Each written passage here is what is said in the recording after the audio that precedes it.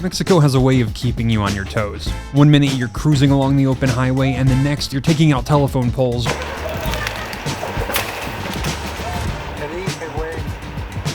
or navigating chaotic city streets. Gosh, am I gonna fit that? Because these power lines are really low, I know. And for the past 6 months, we've been taking it all in from behind the wheel of our truck camper. And let's just say, it's been a ride.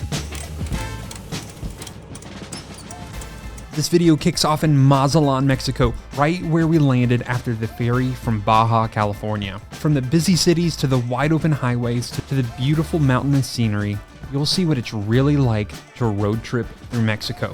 No filters, no shortcuts, just the good, the bad, and everything in between. Oh, and before we get going, I'm Chris, and this is Sara, and we can't forget about Kramer. So without further ado, let's just go.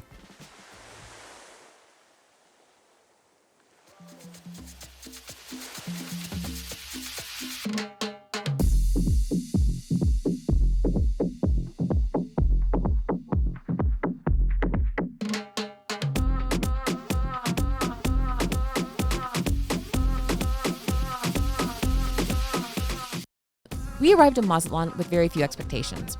We were told the seafood here was the best in the country and the historic center was beautiful, but that was about all that we knew. And if we're totally being honest, our first 2 days here were less than ideal. We ended up in a bad campground with zero shade, no breeze, and 45 minutes from town. We knew that we needed to give this city a better chance, so we ditched the beachfront spot that had such raving reviews on iOverlander and wandered our way back to the city to see what drew thousands of tourists to this destination every year. If you're not familiar with the city of Mazatlan, it's located on the Pacific coast of Mexico's mainland. The climate here is hot and more humid than the Baja Peninsula, so we have to adjust to the stickiness that comes with 80 to 90% humidity. Good morning from Mazatlan. Today we are hiking up this cliff, rock, mountain, I'm not really sure. It's apparently the only hike in town, and at the top there's a lighthouse and it's supposed to have a really beautiful view of the city. So we came here as soon as it opened at 6 a.m. It's pretty busy. Let's go. Apparently it's one of the tallest lighthouses, only because it sits really high on this mountain. So the lighthouse itself isn't very tall, but where it is it's tall. It's tall. All right, gotta go.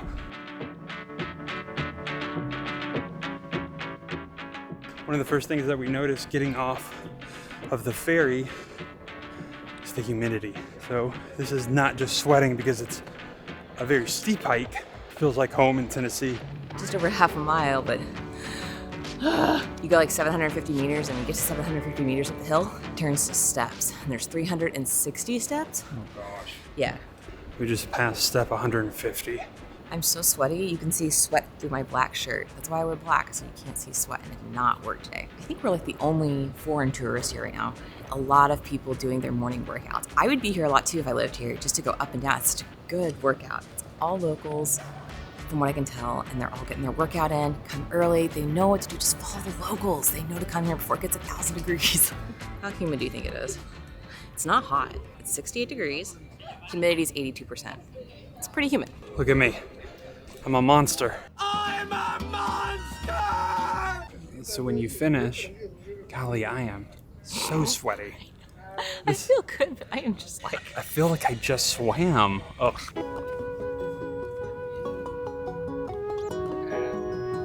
So when you get finished with your sweat-drenching walk up the hill, it's a beautiful overlook up here. And the lighthouse, it's pretty small. You know, I forgot about the lighthouse. I was looking at the view. The lighthouse is so small, but remember, it is the tallest lighthouse. Natural lighthouse. Because it sits on a mountain.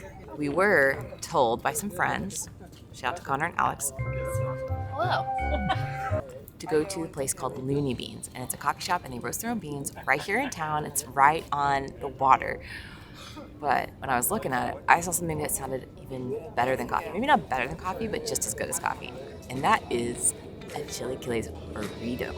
All right, here we gotta go. I like that.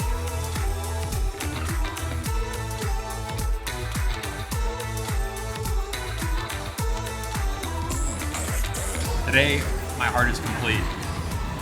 I have a chilaquiles. I have a burrito stuffed with chilaquiles. So if you look in here, and it's smothered in this like hot sauce, but inside and you cut the burrito open, little chilaquiles is inside there. This thing is massive. It is a massive burrito. Heck yeah. That's so good. So you have the hot sauce and you have that happening, but then inside it's the crunchiness of the chips. That it's a really cool concoction that they have. What do you think? Delicious. Mexico has outdone itself yet again. So we did one savory, one sweet. I had a feeling that burrito would be so big we didn't want two savory things. So I got the chilaquiles burrito, and then I saw somebody else nearby order a cinnamon roll. I said, I should probably split one of those. So we got a cinnamon roll and chilaquiles. We earned this. We're gonna run again later, right?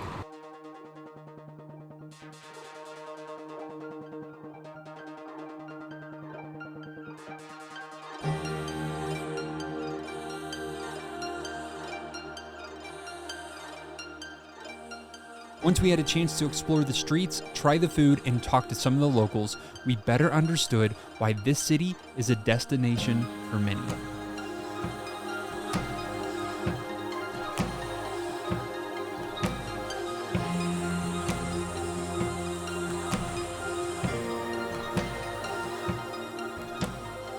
Now, while most people visit for the beaches, we personally fell in love with the flower-lined cobblestone streets lined with beautiful, colorful homes.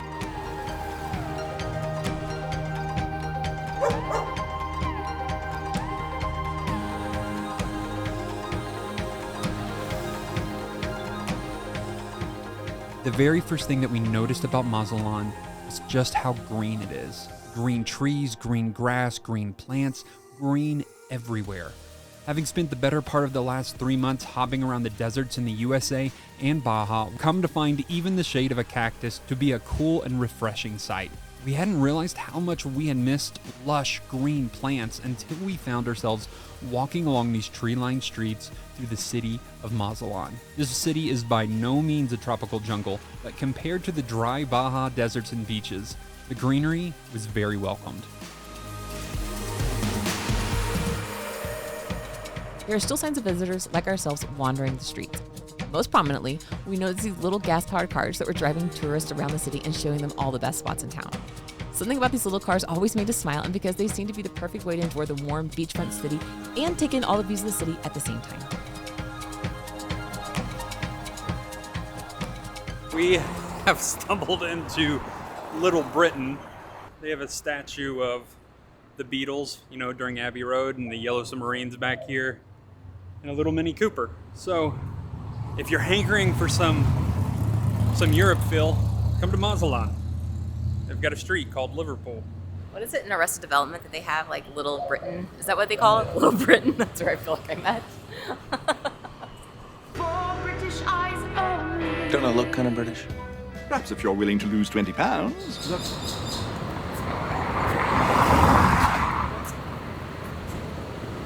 Do you like my parking job? I feel like I've acclimated to the driving scene in Mexico. It's not a yellow curb, and there were other people here before me, but something about it doesn't seem right. But there's no ticket on the windshield. We were here over an hour, so I'm gonna say it was fine. It's fine, right? Baby, if it's all the same to you, can we find a place a little less blue? I need a change, a chance to break away. Need a coffee house to let me hide my face. I've been dreaming for quite some time that you and me would hit the road and leave it all behind, and maybe we'll come out on the other side with some friends and a place to call our own. Some friends and a place to call home. 'Cause honey, you don't know you mean the world to me. I'd give anything if I could make you see that the best part of me is the part that's you, and I don't wanna know who I am without you. I've been dreaming for quite some time that you and me would hit the road and leave it all behind, and maybe we'll come out on the other side with some friends and a place to call our own. Some friends friends and a place to call home. And when the sun sets, this place comes alive.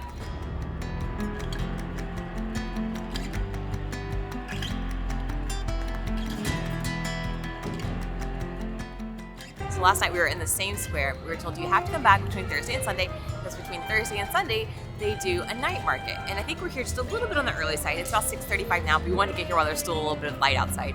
But it's mostly, there are a lot of tourists here too, but there's a lot of locals too. So they've got a few little vendors setting up, selling like crafts and that kind of thing. And then what I like is that all these restaurants that line this main square, when we were here yesterday, there were still cars driving along the perimeter of it, but now they've shut the street off and all the tables have flowed to the outside, and it's beautiful outside. It's like a perfect 70 degrees, and there's live music, and it's so pleasant.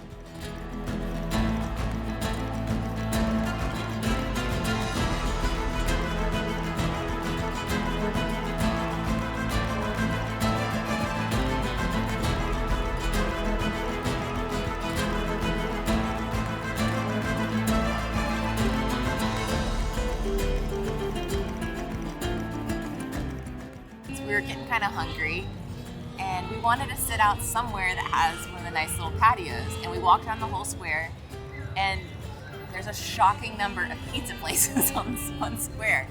I counted 5 or 6 places that sold pizza. I only counted 2 Mexican restaurants.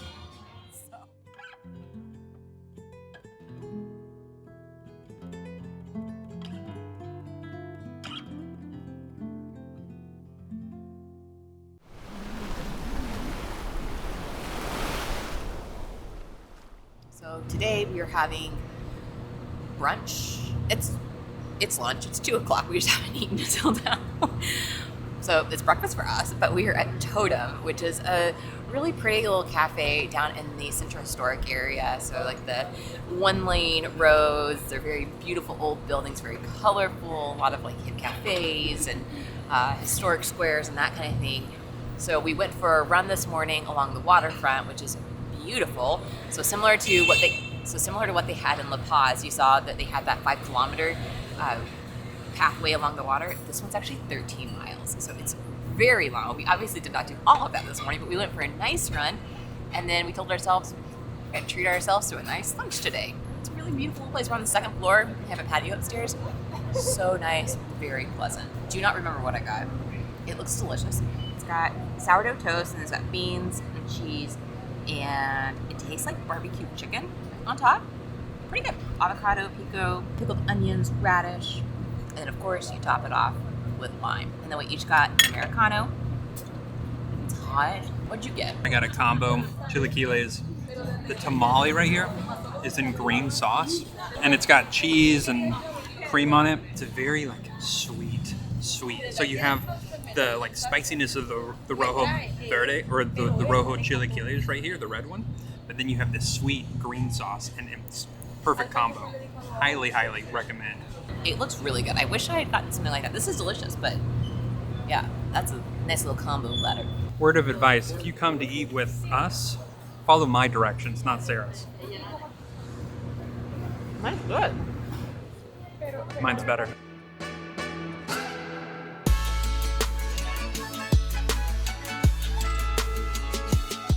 After a few unforgettable days in Mazatlan, it's time to hit the road again. Next stop, Guadalajara.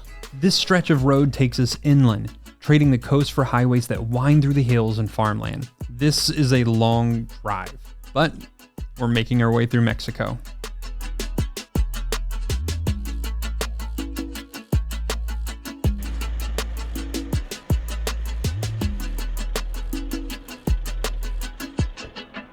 Cause it's about to go down like a piñata.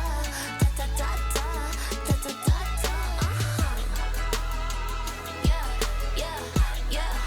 Cause it's about to go down like a piñata. Ta ta ta ta, ta ta ta ta. Yeah.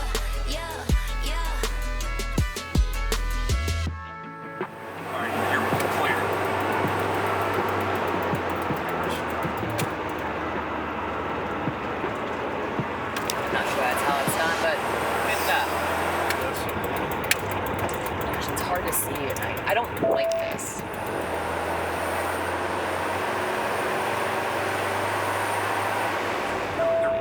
set up. Okay, just be careful of the cones.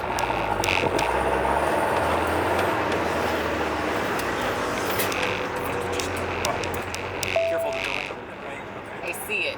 Can you just be proud of me for Yeah, one I'm very proud. second? No, I'm just very proud of you. I'm very proud of you. I think this is great.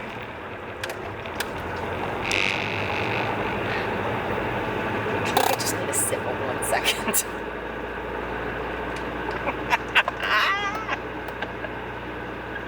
It's not funny.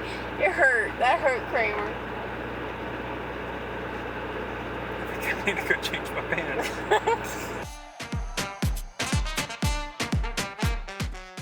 So this is the fastest restaurant in the world, or so we heard. Apparently, they set the Guinness World Record for how fast you receive your food at the table. Hola! We have an audience. Alright, so this is the fastest restaurant in the world. Apparently it takes an average of 13.4 seconds to get your food. We're gonna leave it on. We have an audience right now.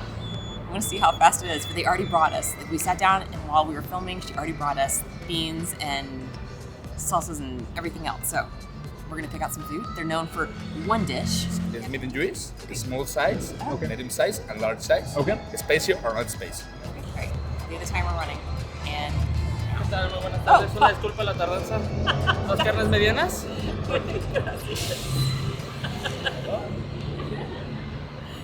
just gracias. A las órdenes, buen provecho. Gracias. How do you do this?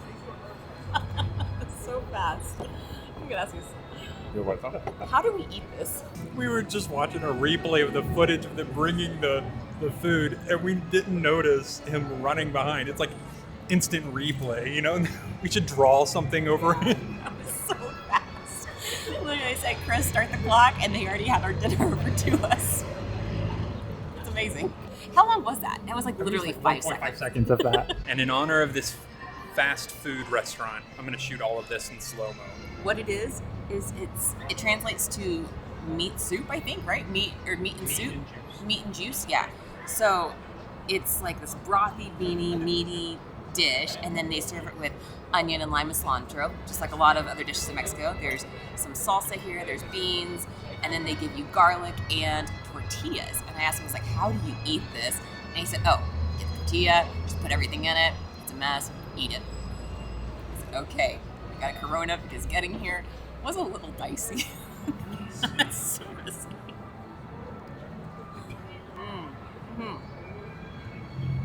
That's got good flavor. You can order it spicy or not spicy. We said spicy, not overwhelming. It's got a kick. I like a good kick in my dishes in Mexico. This meat and juice is what they call it. It's very good. You have to like eat it over the bowl because it's so juicy that the juice just kind of comes out of the tortilla, which you know, it's not that, it's like watching ramen fall from your mouth a little bit. But with that said, it's really good. If every place was this efficient and quick, think how many things we would get done.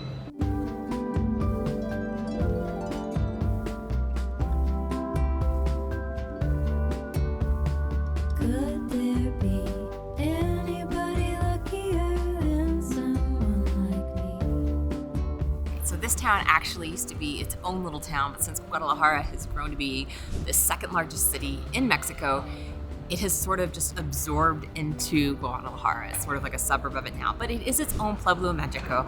And I don't know if you've heard us talk about that. If you're new around here, maybe you haven't, but Pueblo Magico is something that Mexico has. It's like these designated towns, and they're all very unique, very culturally significant, they're very beautiful. So this is a Pueblo Magico. It used to be its own town, now it is just a part of Guadalajara, but they have remained its own little thing, and you kind of feel its own little township even though you are surrounded by suburbs of Guadalajara here. So it's definitely worth a visit. It is not far from, how long did it take us to get from Centro to here? Like what, 15 minutes, 20 minutes? It's not too bad.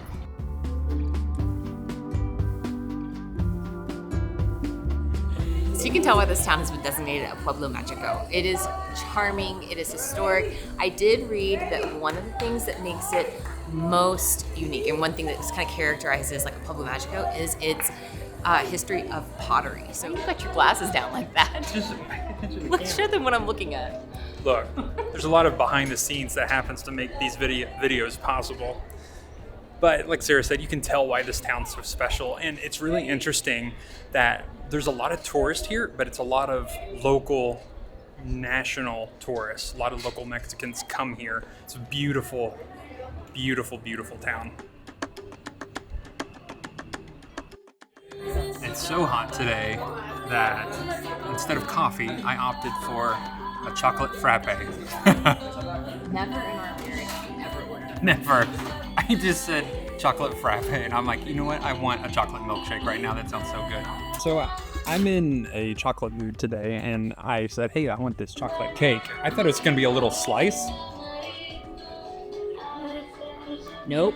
It's got like a bourbony, caramelly sauce. It almost tastes like espresso too, but I don't think it's espresso. I think it's probably just the combination of like caramel and chocolate that's giving me that espresso feel. It's pretty good.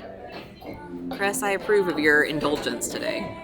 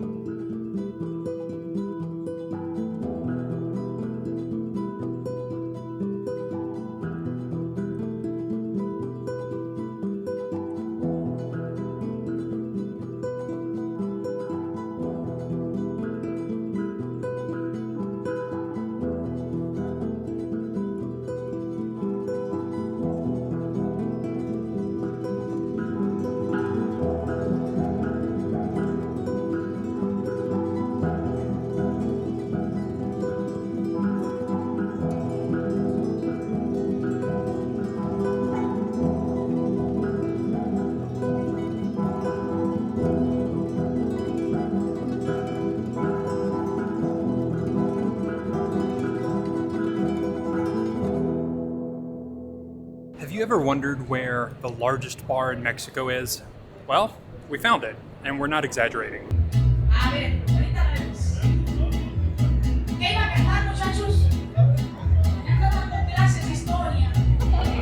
It's a hot day.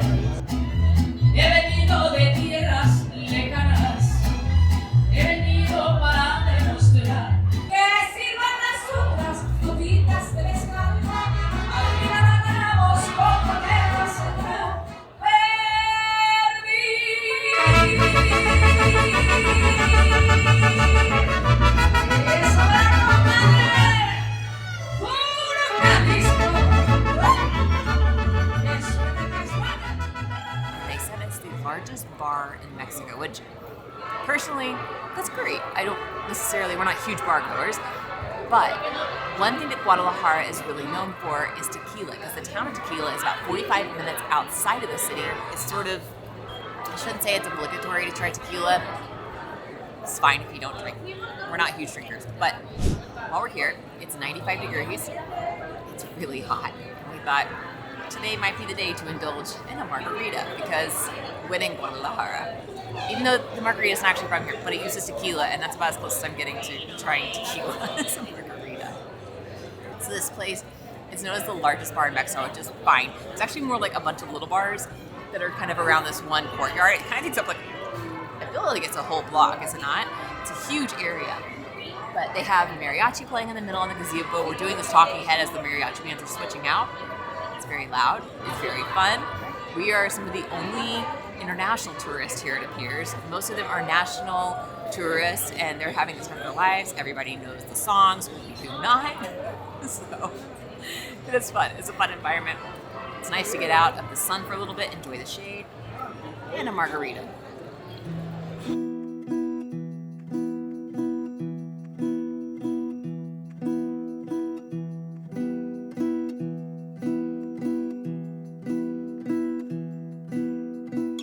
Guadalajara is the second largest city in Mexico, only after Mexico City. So needless to say, the air is a little bit pollution-y right now. It doesn't get a lot of rain to kind of clean the air out. And we needed a little bit of nature. So we decided to go to this botanical gardens. It's a bit out of like the main area that a lot of tourists visit in Guadalajara, Centro Americano. This is further to the west. It's in a pretty affluent area from what I can tell, but this garden is massive. It's free to visit. You do have to pay for parking at some of the parking lots, but it's cheap. I think it was like 20 pesos. A lot of people working out. I've seen a lot of like grandparent ages. They were leaving with their yoga mats. They have been doing, I guess, morning yoga together, little couples, and some runners and people jogging with their baby strollers. But I feel like we both just kind of needed a moment of quiet and green and fresh air because we like Guadalajara a lot, but it's a lot, especially when we spent the last like 5 weeks in Baja. That was more undeveloped, less developed than this. We got used to quiet and small, and now we're back in the city, which we love. Need some rest. We always love finding these little sanctuaries in the middle of a chaotic hustle and bustle. It's always like a nice reminder to reset, especially when you're driving in a big city like this. For us, it has been a little hectic. So this has definitely been the largest city outside the US that we've driven the truck in, and just getting used to normal traffic patterns and what's normal and what's not normal. It's nice to come here and take a breath, breathe some of the pines.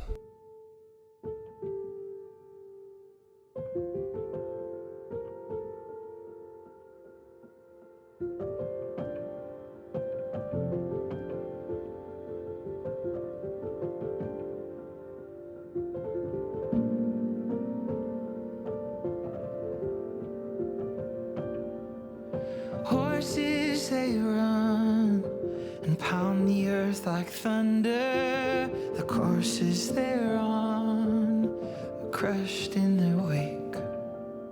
The force of the sun pounds the earth asunder. The torch of her strength none can escape. Like the hammering heart of the maker. The hammering, hammering heart, the hammering heart of the maker. The hammering, hammering heart. Sarah's birding right now.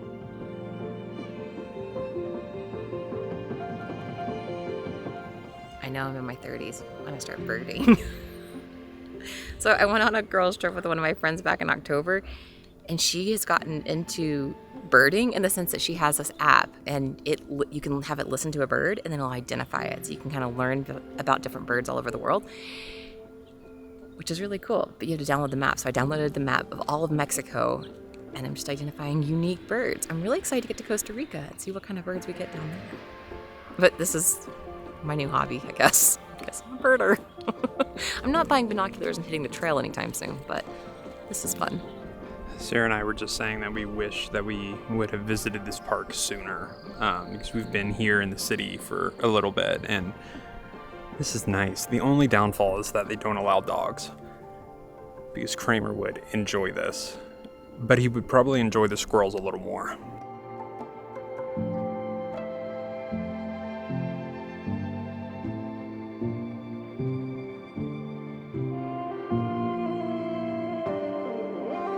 Our last day in Guadalajara, we just went for a run again at the Botanical Gardens, and on our way out of town, onto the next stop, we wanted to stop and get a tortas ahogado. It's a sandwich, and it's a sandwich that they cover in sauce or broth or something. We're gonna find out exactly, but this area is known for it. Apparently, they say the water in Guadalajara plus the elevation makes the perfect bread. It's crispy on the outside, soft on the inside, and this sandwich is one thing the city's known for.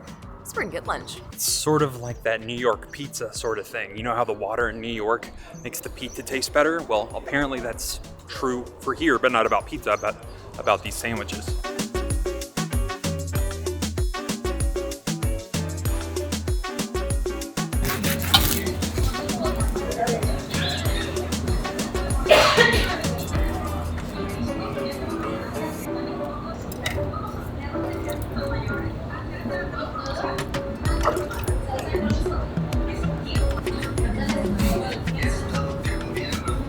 Okay, this place came most recommended by a local we talked to. We're gonna go to this one shop. This is how they serve it. Got the crusty bread, the soft interior, and then he scooped a ton of soupy broth on it. It smells amazing. It's good. It's really good. Oh, it's spicy. Is it carnitas? Is that what you said? Yeah. Carnitas. Okay, so pork. Oh my gosh. You need to try it. It's really good.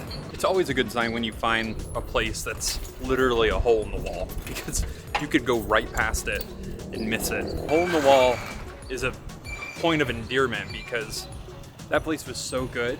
It was one of the best sandwiches we've ever had here. Just a really good sandwich. I am very full now, but oh my goodness. I had a little bit of a kick. I feel like back in America, a lot of Americans think that all Mexican food is really spicy, and it's not, but that had more of a kick than what a lot of Mexican foods had, in my opinion. But it was so good. It reminded me of the sandwich, the Italian beef sandwich that we had in Chicago, where it's like a wet sandwich, so they dip it in broth and it's got meat. This one was pork, not beef, but it had onions and I believe it was cabbage on it, and then they had the broth. So good. Think of it like the bear, the Mexican bear.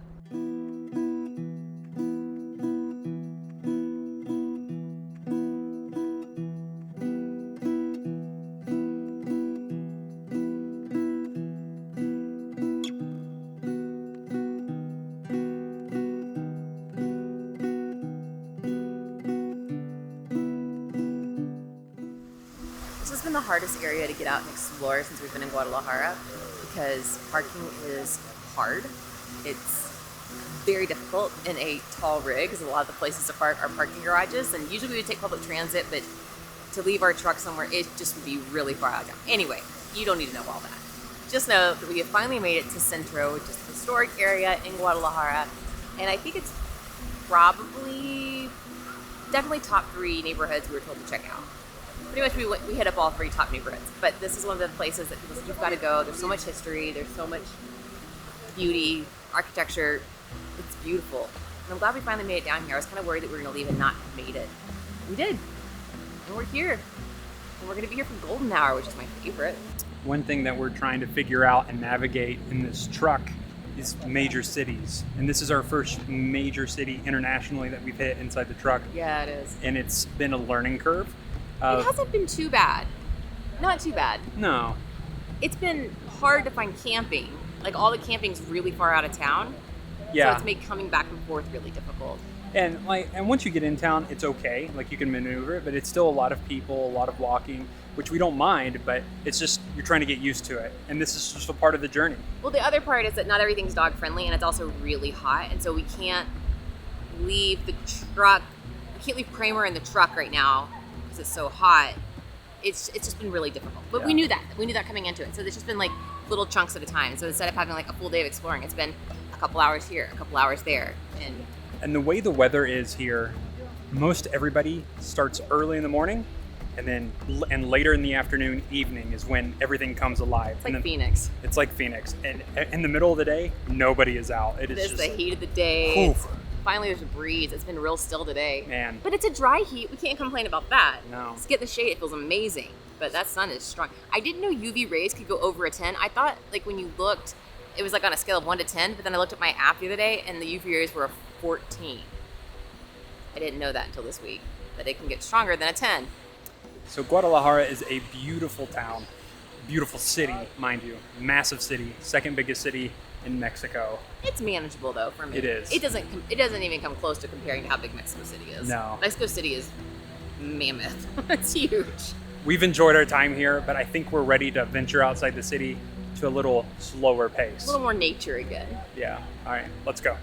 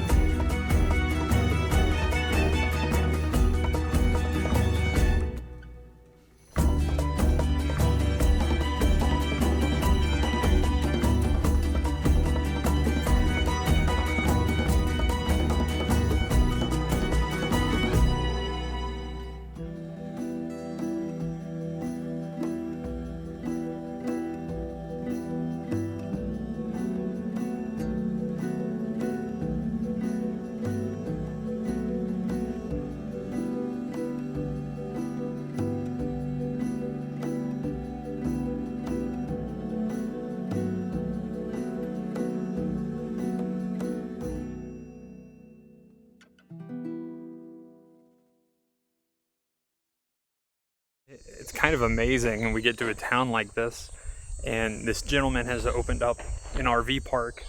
He has electricity and water, but then look at this view.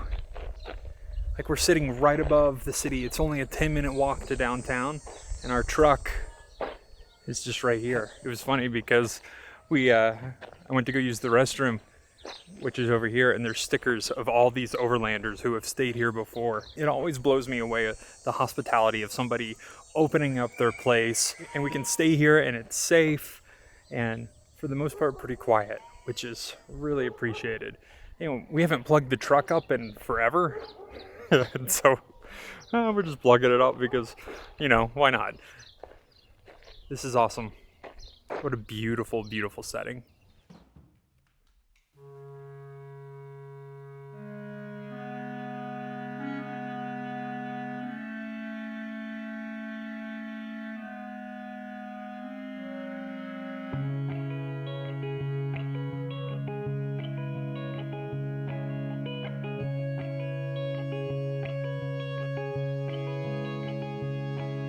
Standing on a building, I am a lightning rod, and all these clouds are so familiar. Descending from the mountain tops, the gods are threatening, but I will return an honest soldier.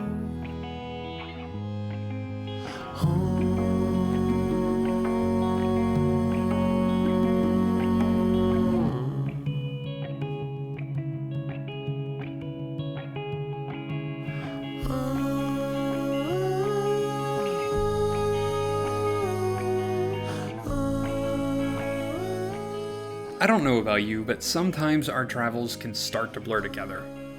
And every now and then we stumble on a place that reignites our sense of wonder. And Guanajuato, Mexico was that place. It made us feel like we were traveling for the first time and seeing something new. Steady on this high rise, like every lightning rod, and all these clouds are boiling over. Swimming in adrenaline, the sky is caving in, but I will remain the honest soldier. Home.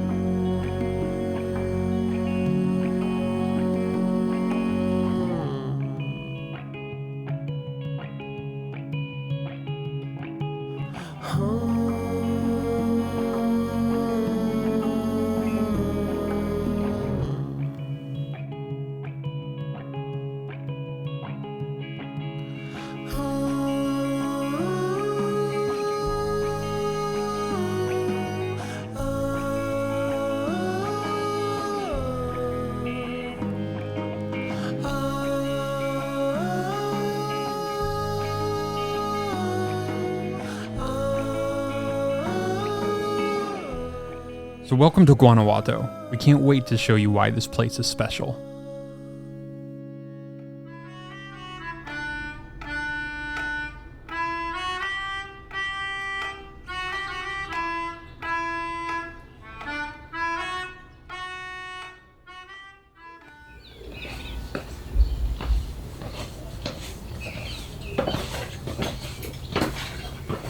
So this is known as Kissing Alley. The legend goes that a wealthy family lived in this building and their daughter, whose bedroom window looked out into the alley, fell in love with a humble miner in the building next door. Apparently, they would kiss across a tiny little alley. Unfortunately, the girl's father found out and, in a fit of rage, killed her. That was an overreaction. Yes, it was. Overcome with grief, the miner threw himself to his death in the alley below. Think of it as their version of Romeo and Juliet. Man, it's a bummer. We wanted to come here because it shows just how narrow these little alleyways are. The city is so old and so beautiful, and it's part of what makes it so quaint. Yes, it's a quad burner getting around this place, but it's so pretty, and it's just something from a different era for sure. This is so narrow. So those are the two balconies, the ones with the flower pots on it, and then the ones with the green. I'm like 99% certain that's the right one. You can pay to go up inside. I think it's like 50 to 100 pesos. And I guess one person can go one side, one person can go the other. You can kiss. Chris, I love you, but you can kiss me for free later. You heard that here first, folks. Come here. The buildings of Guanajuato hug against the hillsides and curve into tiny little alleys below. This colonial-inspired city in the mountains of central Mexico was once a thriving silver mining town. Today, it's a vibrant tapestry of colors where every street and building bursts with life and history. So Guanajuato has this very impressive tunnel system. It was built in the 1800s, and it goes all under the city. It was actually built by engineers similar to how they built the mines in the area, but it was to help the city from flooding because the river here would flood every spring and it would just mess up the town. And then they built these tunnels to help it. But then later on, they ended up building dams, and so the tunnels are kind of useless now, except for they have repurposed them for cars, pedestrians, bikes. So now there's this little intricate maze of tunnels all underneath the city. There's 27 different entry points into the tunnels, and I find them fascinating. I think it's so cool and it's so pretty. I read that the eastbound traffic is stuck underground and the westbound traffic stays above ground. I'm not sure if that's true. It seems to be true.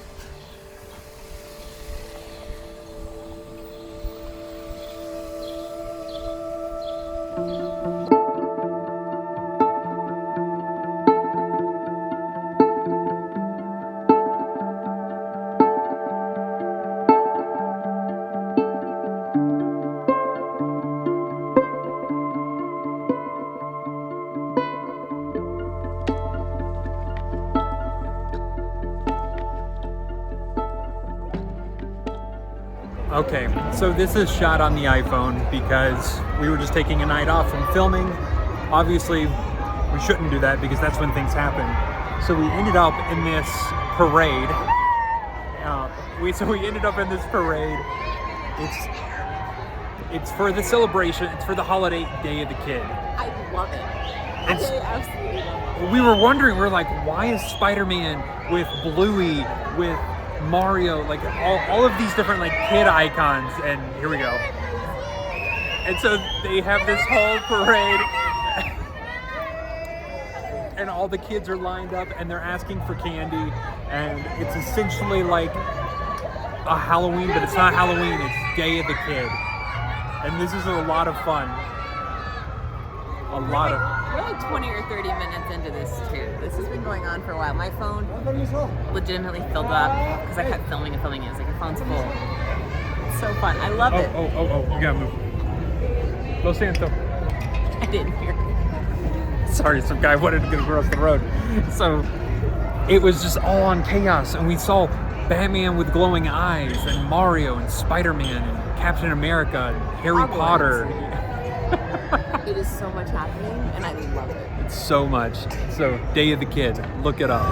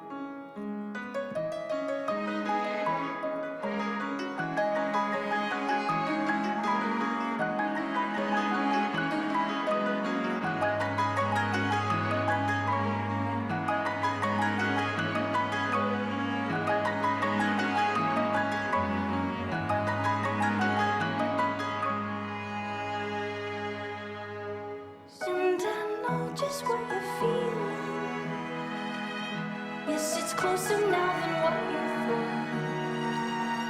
No more splitting, no more leaving. For it's me I speak directly with. Yes, it's me I speak directly with. And it's me I speak directly with.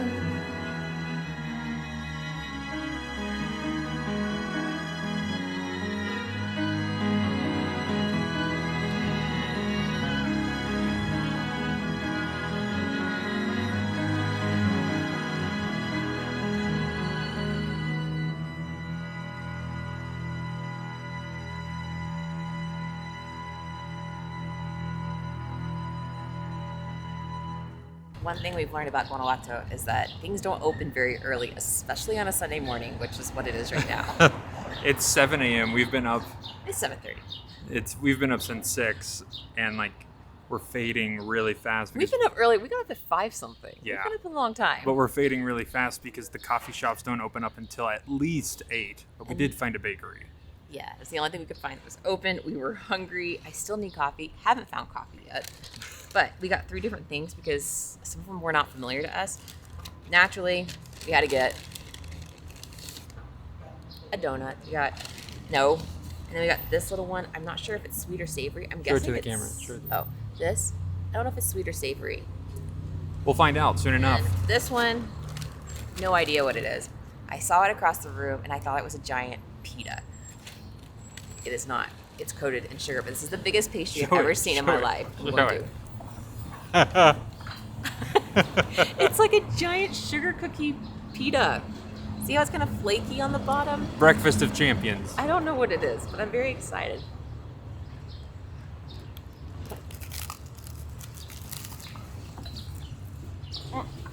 That was cute. Mm-hmm. Hey, that's actually pretty good. Anything's good when it's coated in sugar. We just bought a giant sugar cookie for breakfast. Not that that's any different than eating a donut for breakfast, I suppose. The city's starting to wake up, which means shops are starting to open up and the bells are going off. 7:30. Why am I feeding you? I love doing what we do, but sometimes to get the best shots, actually most times to get the best shots, you got to get up for sunrise. Mm-hmm. And we're tired. And that means the nearest coffee shop is a Starbucks, which doesn't open until 8 a.m. You know it's a sleepy town when the Starbucks doesn't open until 8 a.m. But man, it's coming alive. We are sitting here waiting for coffee. We've been up and moving about. We've walked miles already. Yeah. Not even 8. So this town, it's one of those places where, we travel quite a bit, and it's easy for us to get used to traveling, to go to a new place and be like, okay, this is the center, this is the, where a nice restaurant is, but like you get into that routine of being like, every place sort of has the same thing going on. But this, relatively, it's not the I know what you mean. It's not the correct thing to think, but it just happens, especially when you travel a lot. But this is a town that completely caught us off guard, in that it made us feel like we were traveling for the first time again. And just because of the architecture and how it's laid out and how beautiful it is, you're like, I cannot believe that this is in the middle of Mexico. Yeah, it caught us by surprise. Everybody told us we were going to like it. Actually, not a ton of people told us. A couple of local Mexicans told us, you need to go to Guanajuato. And so we did. And we researched it a little bit before we came, and it looked beautiful. But then we got here and just, like, our mouths dropped open. This is gorgeous. Why are people not talking about this place? This place is incredible. It's a very old, historic city. It's so quaint. It's just been fun to be surprised. I think sometimes we go in and we don't like to do so much research that we know what to expect of a place, so we want to be surprised. But Chris is right. Sometimes things... Is it a donkey? I don't know what that was. Sometimes things do have similar patterns. Like you said, the center, the hip area, like you get the same little, like, rhythms. But this just caught us off guard. Yeah. I'm sleepy. I need coffee. I think the door's just open. I'm going to go get coffee now. All Bye. right.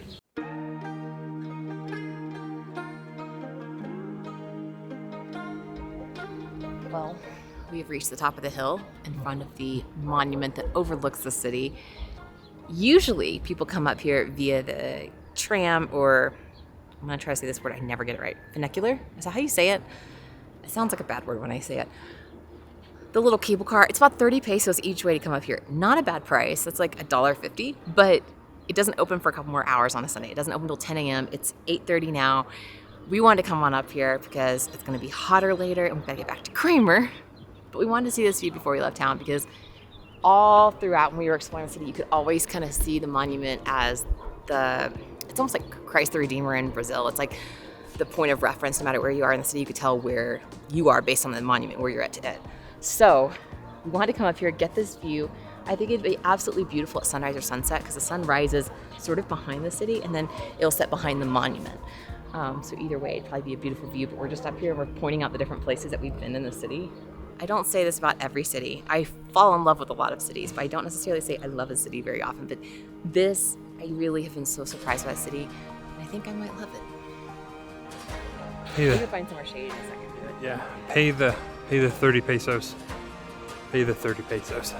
Breathe in, breathe out, not too feet on the ground.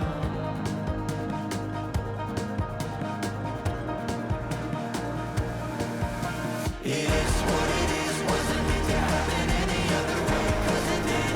Doesn't really matter what you wanted in the end, when it is what it is, what it is, what it is, what it is. It is what it is, wasn't meant to happen any other way, 'cause it did. Doesn't really matter what you wanted in the end, when it is what it is, what it is, what it is, what it is, what it is.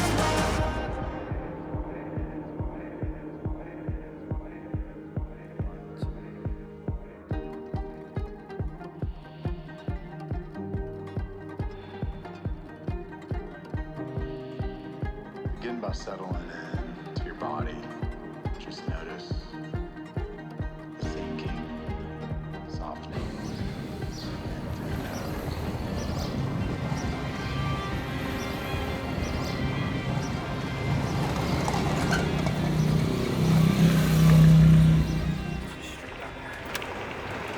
Oh, it's on this road? Oh gosh, am I gonna fit that? These power lines are really low. I know. I'm gonna hit them here. I'm gonna hit those.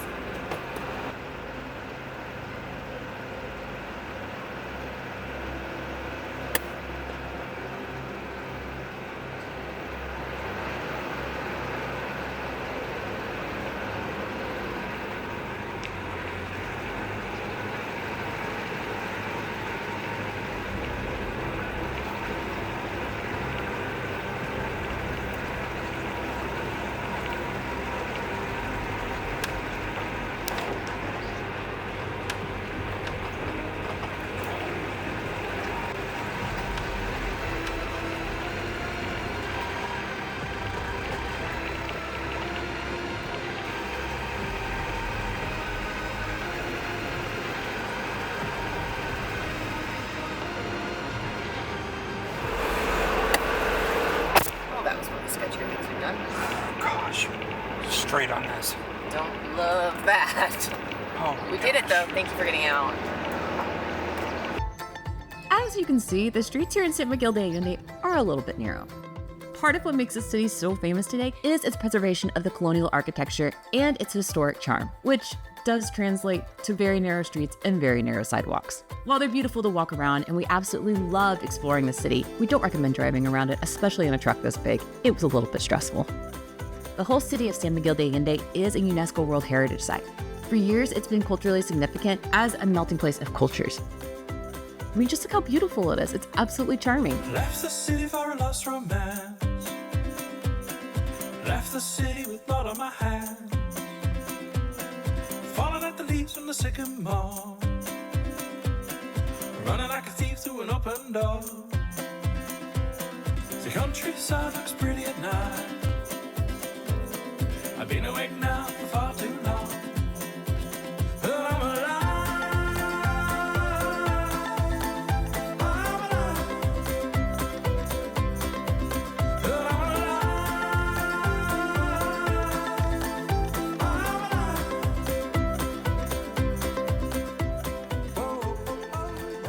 After driving around the city, we were a little bit tense, and I think we need to go relax in some hot springs and melt away some of that tension. One of the more famous things to do here is to go to this really nice hot spring. It's called La Gruta. They have a few different ones in the area, but they're naturally heated mineral pools.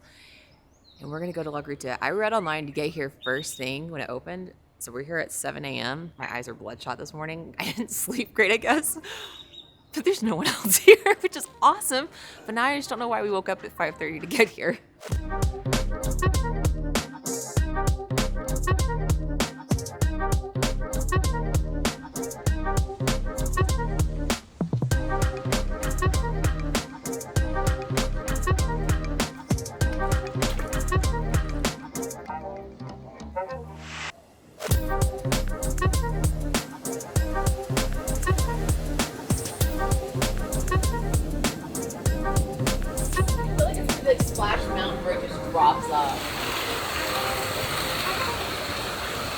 I don't know that you can see where I'm at. That's the room behind me. You can see when you're in there, just not very well, but there's just not enough light that the camera can even take anything in. Well, this is really cool. I'm in the tunnel now. Apologies that the quality and the sound are not going to be great on this section of the video. Yeah, boy, it's the nature of filming in the water. So we need to talk about what we just saw.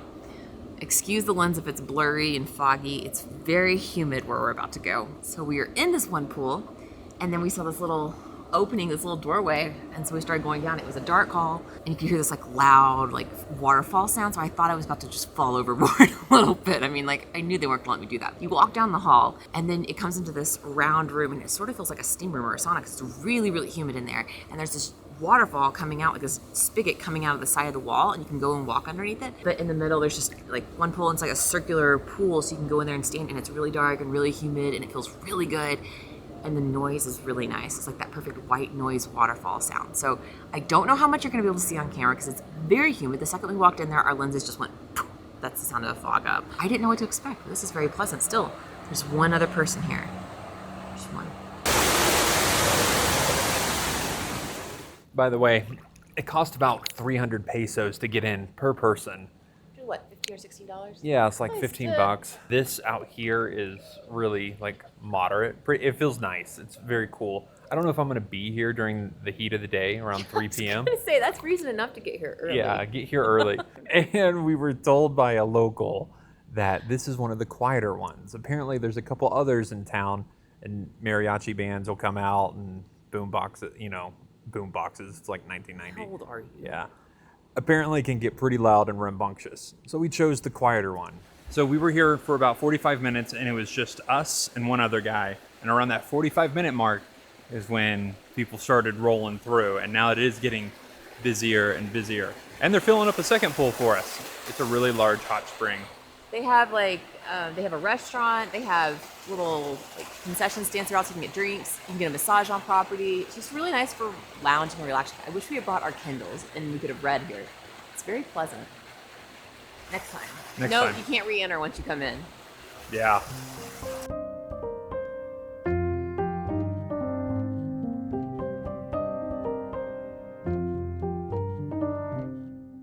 All right, tonight we're in San Miguel de Allende. And the most iconic place in this town is probably the cathedral. It's over the main square. It's beautiful. Night or day, absolutely gorgeous. We want to come out here at night, see it at sunset. It's all lit up. It's gorgeous. The bell should go off again in 6 minutes for the half hour.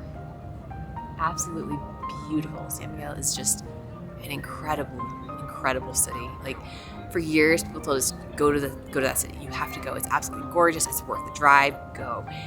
And I wasn't sure because I don't like when people hype a place too much because I'm like, oh, is it really gonna be that good when we get there? Is it gonna be good? Because other places we haven't liked, like Tulum, we didn't really care for Tulum. But this is beautiful.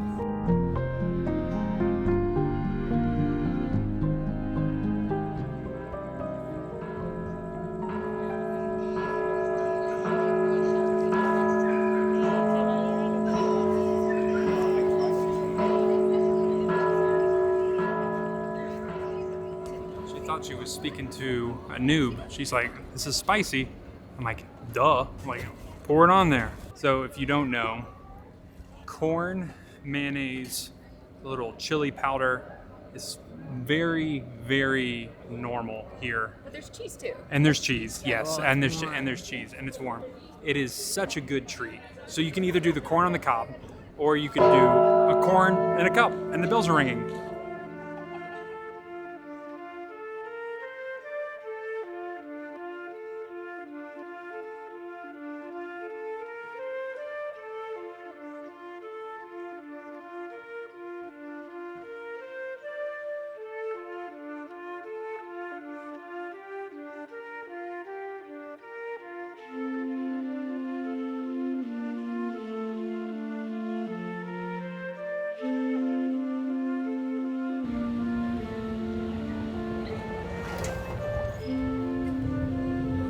We knew we had to go here. When I saw it online, I said, we gotta go. Churros. We haven't had a churro since we've been back in Mexico. For 2 months almost, we've been back in Mexico, and we have not had a churro. But this place is known for churros and chocolate. That is the name of it, is Chocolates y Churros. So Chris went in and got us chocolate español, and it's hot chocolate, but it's not, he said it's not supposed to be as sweet of like a normal hot chocolate like you have, like the really sweet sipping stuff, but it comes with 3 churros. So you dip it in. Perk of Chris having the steadier hand filming is I always get to be the first one to try something.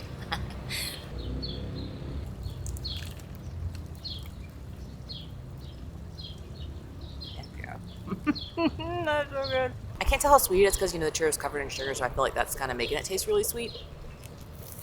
It's really creamy. It's milky. You can tell they use like a milk base in it.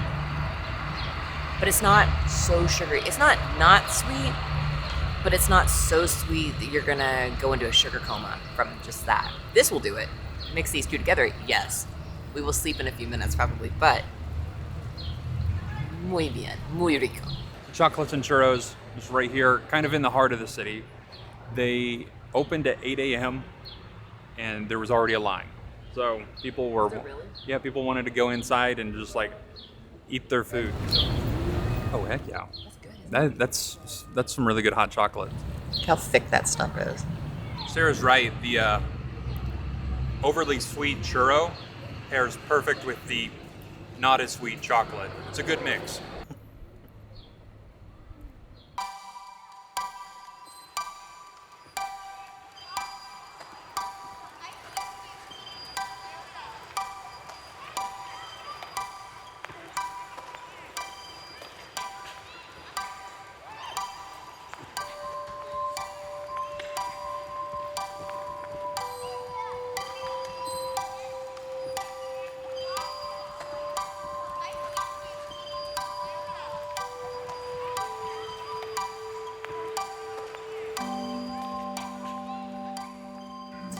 This is probably the best coffee we've had in a long time in Mexico. They know their coffee. They have it, you know, you can see it from different regions, different flavor notes, how it's best. It's been a while since we've had really, really good coffee. I think there's lavender in it. That's really good. This does not taste like coffee. It doesn't? It's very good. So you've got lemon, lavender. They've made it sort of like a tonic coffee cold brew. It's very good. It's a little sweet, but not overly sweet. Very refreshing on a hot day especially. I think you'll like that.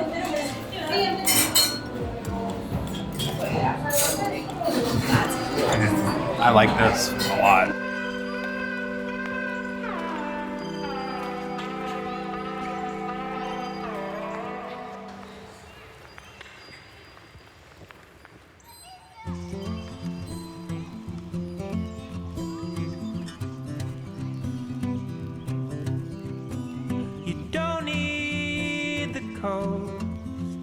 Or a snowy mountain road to be in paradise. Don't need diamonds or gold, all the pictures we've been sold. Paradise. It's a simple state of mind. It's the people by your side, but only you can find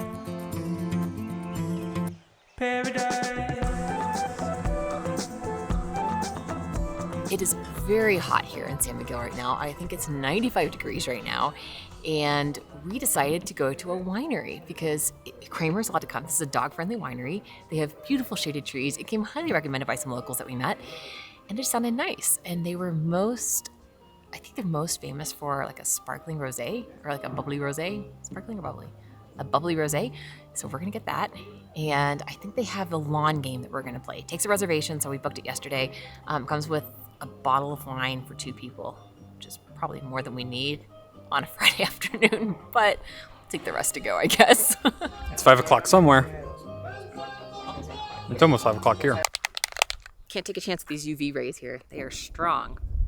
So when we booked our time here, we didn't book the tour because honestly, like a tour sounded fun. I'm sure it was great, had great reviews, but we just kind of wanted to relax and hang out. And I saw online that they had this game, and it looks like bocce ball. I don't think they provided any instructions, so I'll probably see if I can like find instructions online, but I know it's a game. I think it's local to Mexico, and it has these little silver balls, and you throw it, and the idea is to get it as close to the other ball as possible, I think. They brought out our little spreads. They got it all ready once we got here. We checked in, and they said, one moment. They sat us down at the picnic table, and they came out and set it up for us. So they brought us out here. We are the only people out here. It is so peaceful. San Miguel's not that big of a city, but still, it's loud. There's buses. There's a lot of people. It's a lot happening. And you come out here 15 minutes away. It's so quiet. I can hear birds. Lovely. But our experience comes with a bottle of rosé, which some people don't like rosé. I do. It feels so summery to me. And since it's 95 degrees, a cool pink wine sounds very nice. Then they also gave us water and a few snacks. It's got popcorn. It's got tahini on it. I think it's tahini. Tastes so summery. That's really nice. I don't like overly sweet wines. I kind of like them a little drier. I don't know if I'm using the right terminology here. I am not a whiny. I enjoy a glass of wine. That's very nice. I like rosé because it is not fruity. I guess it is kind of fruity. It's just almost more refreshing. Okay, I want to throw these silver balls.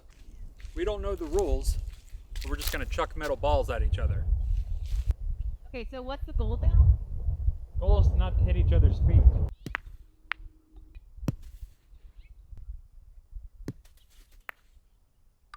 I win! We're uncultured swine. Go, Sarah. Huh? Well, I need my target. Look at Kramer, he's judging. What gives, man? Who wins?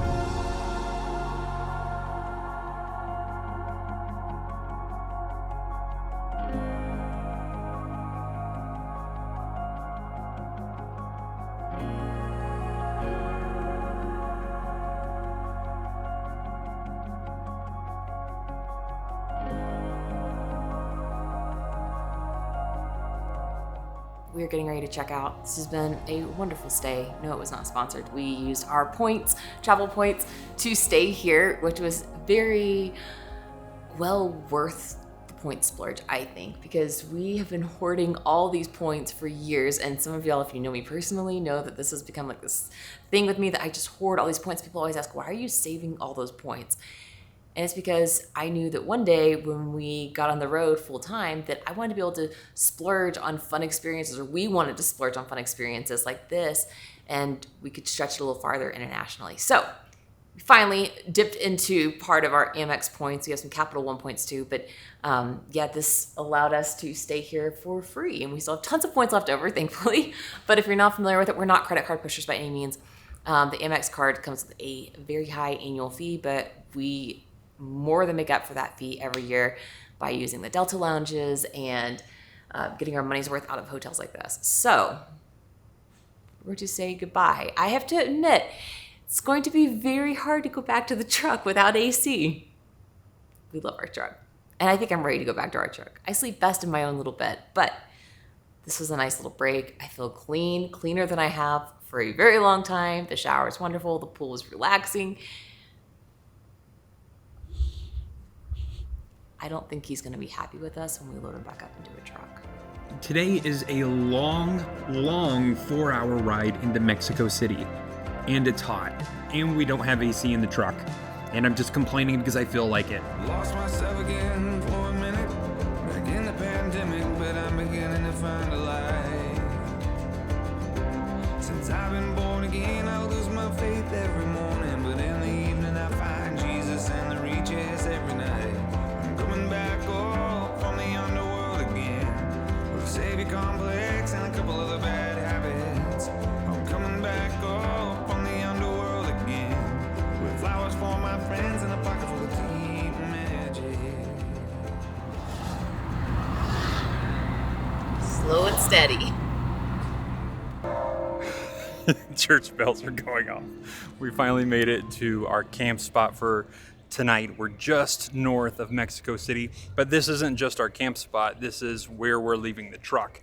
And if you look around, there is a lot of other overlanding rigs here as well. People have put this on iOverlander, said she's really nice, she's got the room. She charges 300 pesos for you to camp here. Like if you're here, you want to plug up and get water. Otherwise, it's 1,080 pesos a month to leave your rig, whatever it may be, in a secure fence environment. So we're about an hour away from downtown Mexico City, which is not bad. We're actually really close to the pyramids, which we were able to visit a couple years ago. So this is nice. Today's drive was just long and hot, and it's traffic, and so we're glad that there's finally like a breeze, and it feels really nice here. So we're gonna cool down, take it easy for the rest of the night, and then tomorrow we're gonna pack up the truck and head out.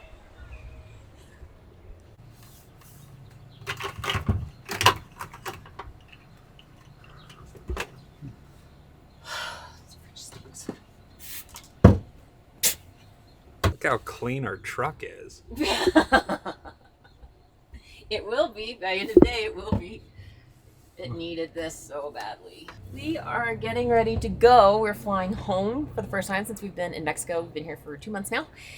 Haven't been home in like 3.5 months. And when I say we're going home, we're not actually going to our house in Tennessee. We're actually going to Portland, Oregon for a conference to TravelCon. We were speaking there this year, so we're excited to be in the P&W for a couple weeks. But before we go, we are deep cleaning the camper. So we're leaving it in Mexico City. We're at like 8,000 feet now, and I'm like running around all day, so I'm just a little bit winded. But we're deep cleaning the camper. I'm cleaning out the fridge. We're defrosting Oregon. I've deep cleaned the shower and the toilet, and we're just like, everything is going to be clean. So when we come back, we can hop in the rig and go for that next leg. What do you think? We did it. Bye. I'll see you in 2 weeks. 2 weeks is not that long. Some of these people are leaving their rigs here for months. I'll be back in 2 weeks. I always miss it when we're gone though.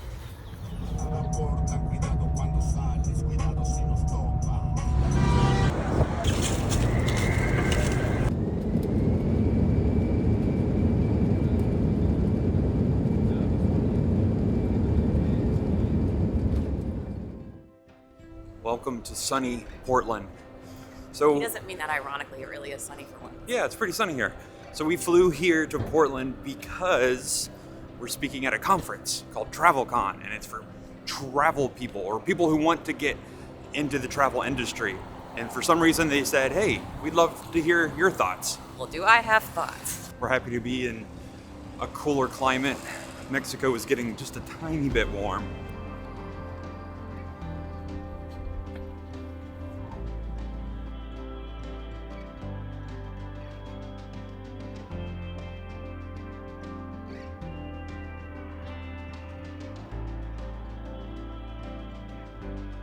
So our TravelCon just ended, and we're with a bunch of like amazing. We're with a bunch of influencers now, and so we're hanging out and just chilling out. It's really nice to have community and be able to have friends in the industry, because a lot of times when you're creating and you're putting online, it can be a little lonely. And this was a really, really fun event, and we're glad to meet new friends and old friends, and it's been a lot of fun. So we're going to hang out some more, and then we're heading back to Mexico. Shouting and struggling and feeling like you're nothing, trying not to give in, not to take it on the chin, trying to wear your thickest set of skin. But there are some things like rudders in the storm, someone to keep you warm, a friend to raise a glass, to take off your mask, to tell the truth and just be you. Oh yeah, alright, trying to make sense of it all tonight. Oh no, here we go, this won't be the last time. All right, so we need to catch you up to speed. It's been eventful. It's been very eventful. And 2 weeks ended up being 3.5 months? Oops. like, it worked out well. We were able to see family. We were able to go on Ragbri. We took some time for ourselves, and we said, you know what? We're gonna get back to the truck and continue our journey. And then we hopped on a plane and flew back to Mexico. I think people thought we were never actually gonna get on that plane. We had people texting us like, if you guys actually get on this plane, we'll be worried because you guys have been saying you're going back to Mexico for so long. We did. We got on the plane. We're back. Immediately when we get into Mexico, something's wrong. We had to rent a car from Mexico City Airport because our truck was left about an hour outside of town. We left the rental car office and we hadn't even gotten half a mile down the road and we had our first Mexican scam. So the one important note is that the Enterprise guy, he looked at me, he said, have you ever dealt with the cops here in Mexico City? I said, no, but I've dealt with cops before here around there. They're fine. He's like, well, if you do, make sure you never hand the documents over to them. Which is like number one, we never do that. Like that's, you're told that in Overlanding early on, like always make copies of everything. Always, but put your documents against the window. Sure enough, this guy dressed like a police officer was not official. He had a gun and he had like security written over his motorcycle. He pulls over. He gets to the side of the window and he's like, pull over now. And I was like, no, I'm not going to do that. And then he gets in front and he's like, pull over now. And so I finally pull over. I roll down the window barely and I stick the license out. And immediately I realized I made a big mistake. I should not have put the license out there. And he grabbed the license and I held onto it just like this. And he's like, why won't you give me the license? And I said, I'm just gonna hold it in here. So I put it against the window. Now, mind you, he doesn't speak English. I don't speak very good Spanish. And all of this is happening through Google Translate. Which works to your advantage when it's coming to like scams. This guy was obviously waiting for tourists and rental cars to come out of the airport. But I think he was hoping he'd get one that at least somewhat spoke Spanish or would be dumb enough to hand over the license. Because once you give him the license, you have to wait for him. Like you have to pay him to get it back. She forgot the whole punchline of the story. Yeah, I'm terrible. She forgot the whole punchline of the story. The reason he pulled us over was because Kramer's head was sticking out the window. The window was rolled down this much. I'm so scared of Kramer jumping out the window. Like I promise you, it was this much. Kramer's head's like barely hanging out. And he said, do you know how dangerous it is for your dog's head to hang out the window? We have since seen lots of other dogs hanging their heads out the window. It is not uncommon for babies not to be using car seats. I mean, everything flies. Like, this is the least of their worries. We didn't pay a penny. Eventually, he just got frustrated with our poor Spanish. We're like, I don't know. No habla español. Once you say, hey, can I go down to the station, they sort of back off a little bit. That's the thing. If you say, no, I'll go with you to the station, they'll say, oh, no, just go on. We're not understanding each other. Because he didn't have a station. He was clearly not a real cop. I don't even think his gun was real. So when we left Mexico, we did a pretty good job of like resetting and cleaning out the truck, but we weren't planning on being gone for 3.5 months. We thought we were gonna be gone for 10 days-ish. And so we were naturally kind of worried that when we came back, we thought mice probably had gotten in there, ants, we thought there might be flat spots on the tires, but none of those things happened. I don't know how we left a truck sitting in a field for 3.5 months and didn't have a single mouse in there. Like that just blows my mind. The truck turned on immediately, everything's great. But we did have 2 things that were broken. The first being a water pump. You want to open the box of the new one? So let's see the size. Yeah. We haven't taken a shower in 2 days. And Sara is fixing the water pump.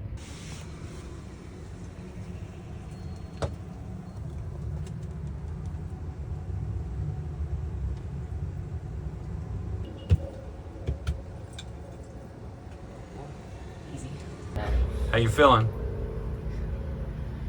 You know, I actually don't feel that bad. I think I know more about how to fix this kind of thing than I ever thought I would. I feel very empowered after having built 2 vans. I just don't want to, I'm like triple checking myself to make sure I am not cutting the wrong wire before I cut it. And yeah, we don't have wire clippers with us, so this is it. All right, thankfully they're small.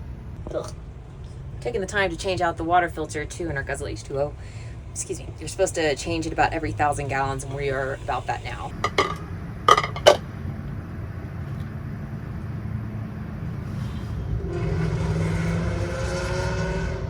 At least it's not fireworks today. It was fireworks earlier today. We've moved locations, and now it's just motorcycles. Yep, did it again. 5 hours later, and it is dark. Sara has been non-stop in the closet. So we got the water pump changed out.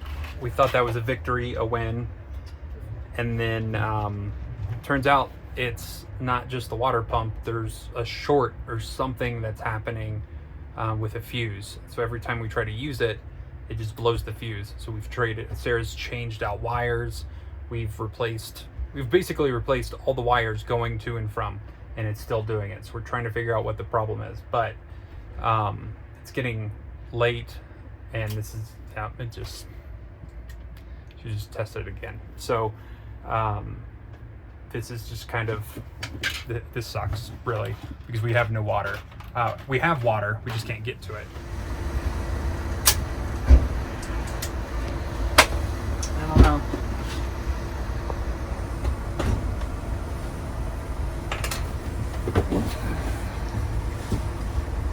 Changed everything. So we're filthy. We don't feel great. Disgusting. We're actually gonna go get a hotel and just shower, get a good night's rest, and then hopefully tackle this thing tomorrow. Oh my gosh, I forgot about that part of the story. So it was one of those hotels where they wanted a valet for you, and we were like, sure, go ahead, valet to the truck, because you know It's not a fancy hotel. it's not a fancy hotel. So the valet is pulling up in the truck.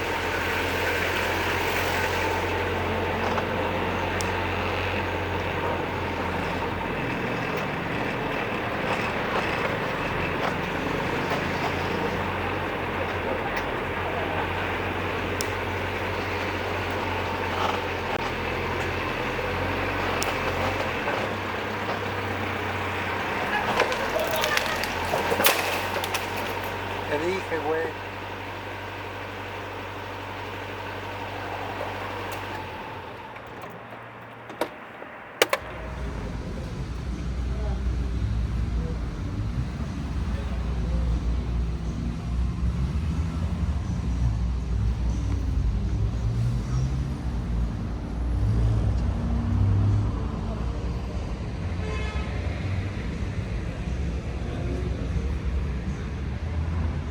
Today is starting off to be a better day.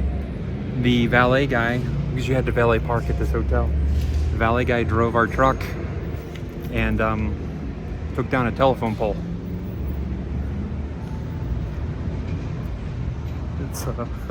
And the power line is hooked around our light right now. So I think we had to call the authorities, and our truck's fine. We just feel bad that the telephone pole or power line pole was in the middle of the street, and he just didn't see it, and he was being, you know, it's a tall truck. This makes us feel so bad. I just don't want them to get electrocuted. No, I don't either. It's okay.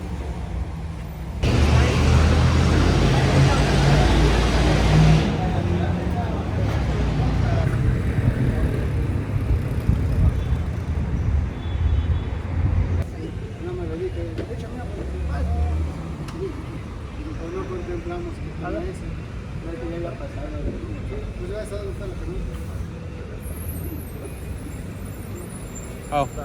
It was stuck. Okay. Even if you reverse.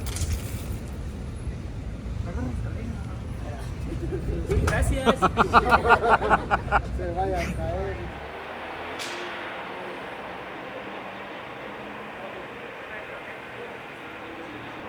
I feel so bad.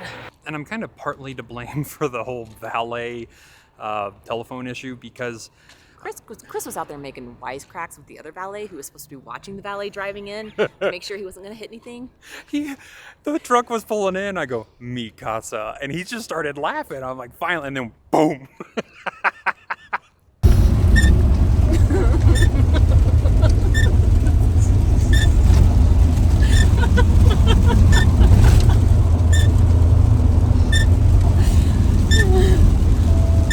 It's fine. Everything is fine. The windshield has fallen off and we can't see, and there's no pull off.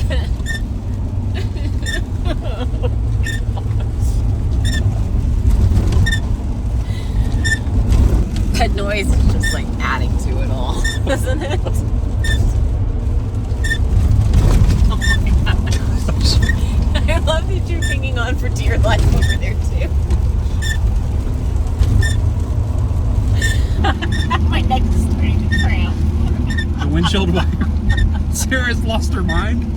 The windshield wiper has fallen off, and that's what's scraping right now. But I have to, there's nowhere to pull off. It didn't fall off, it's like twisted all of a sudden. It's twisted. It was fine, and then it's twisted. This highway here in Mexico, there's nowhere to pull off. In fact, they have a huge ditch right to the right of the road.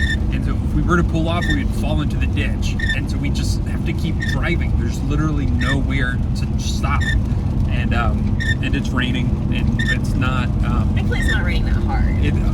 I feel like the storm is slowly passing, but this is Sarah's breaking. She's mentally breaking right now.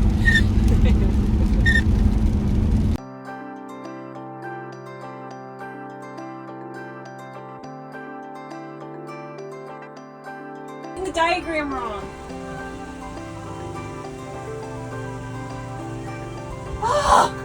This is the seedy underbelly of my electrical work. Don't judge me. I have a lot of hot open wires, so you have to figure out what's right. Okay, so we did have a bad relay. So we thought it was a shorten a wire, and so we ended up changing all the positive wires from the switch to the fuse block to the pump and everything. And that didn't fix it. And then we started thinking, okay, maybe it's the switch. Like, we started playing around with it, but the switch was fine. Like, we could hear it clicking on. Then we realized it was the bad relay. So then we thought we would just connect it to the fuse box and just like bypass the entire relay and just make like sort of a quick fix until you get somewhere to fix it better. But in the meantime, I realized this relay is actually going to be the easiest way to fix it because I couldn't get to all of the wires for the switch. It's pretty hard to get to. It's just very tight. The people who built it did a great job, but he's an electrical engineer, I'm pretty sure, and he's really good at this kind of stuff. And so he was like super confident in all of his work and he like nailed it. But then my incompetent hands aren't as good at it. So anyway, thankfully it's a very cheap piece. I think it's like $2 or $3. I was able to get to it and just unscrew it. It's one screw. We just re-screwed it back in, connected all the wires back up, and we're good to go. So it was a bad relay because I had rewired it just like that on the old relay and it kept blowing. Good to know, cheap fix. All right, don't show in there. I gotta make it look pretty again. I know that doesn't make sense, and I'm sure if you do understand electrical stuff, it probably still doesn't make sense because I'm saying it wrong, but just know that, listen, it's really loud right now because it's priming, but we have water! Chris, we can go! Yes!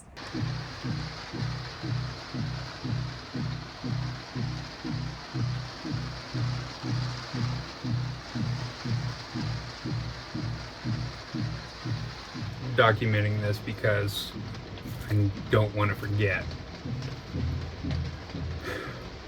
We had a good win today. We got the pump working. We finally figured out what the problem was. And then when we started to like run the shower tonight, one of the pipes burst. And so we had to pull everything out of the closet, and now we're kind of back at square one. It's raining.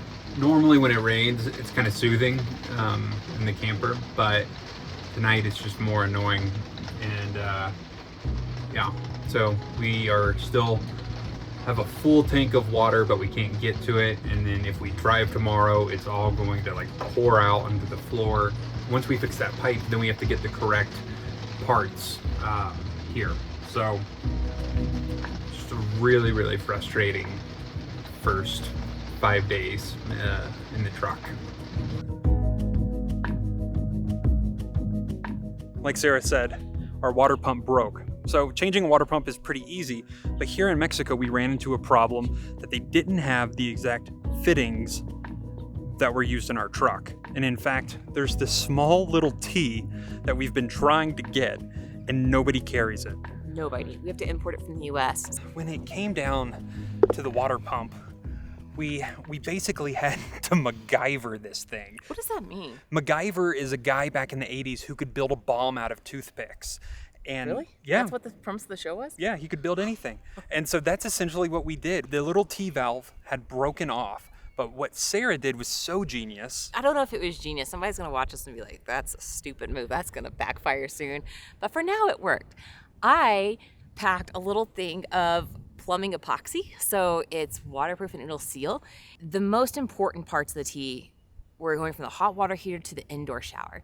The other one that was not as important, the one that actually broke, was going to the outdoor shower. So what I did is I stuck some epoxy into the T connector and just sort of sealed off that one. So it's just like holding right now. I hope it stays. So far it's great. We haven't had a single drop of water out of it. We'll keep checking it. So we MacGyvered our shower. It is working. It is not the solution that we wanted, but we cannot find the correct part here in Mexico. And by that, I mean, we've been to how many Home Depots? Found an Ace Hardware.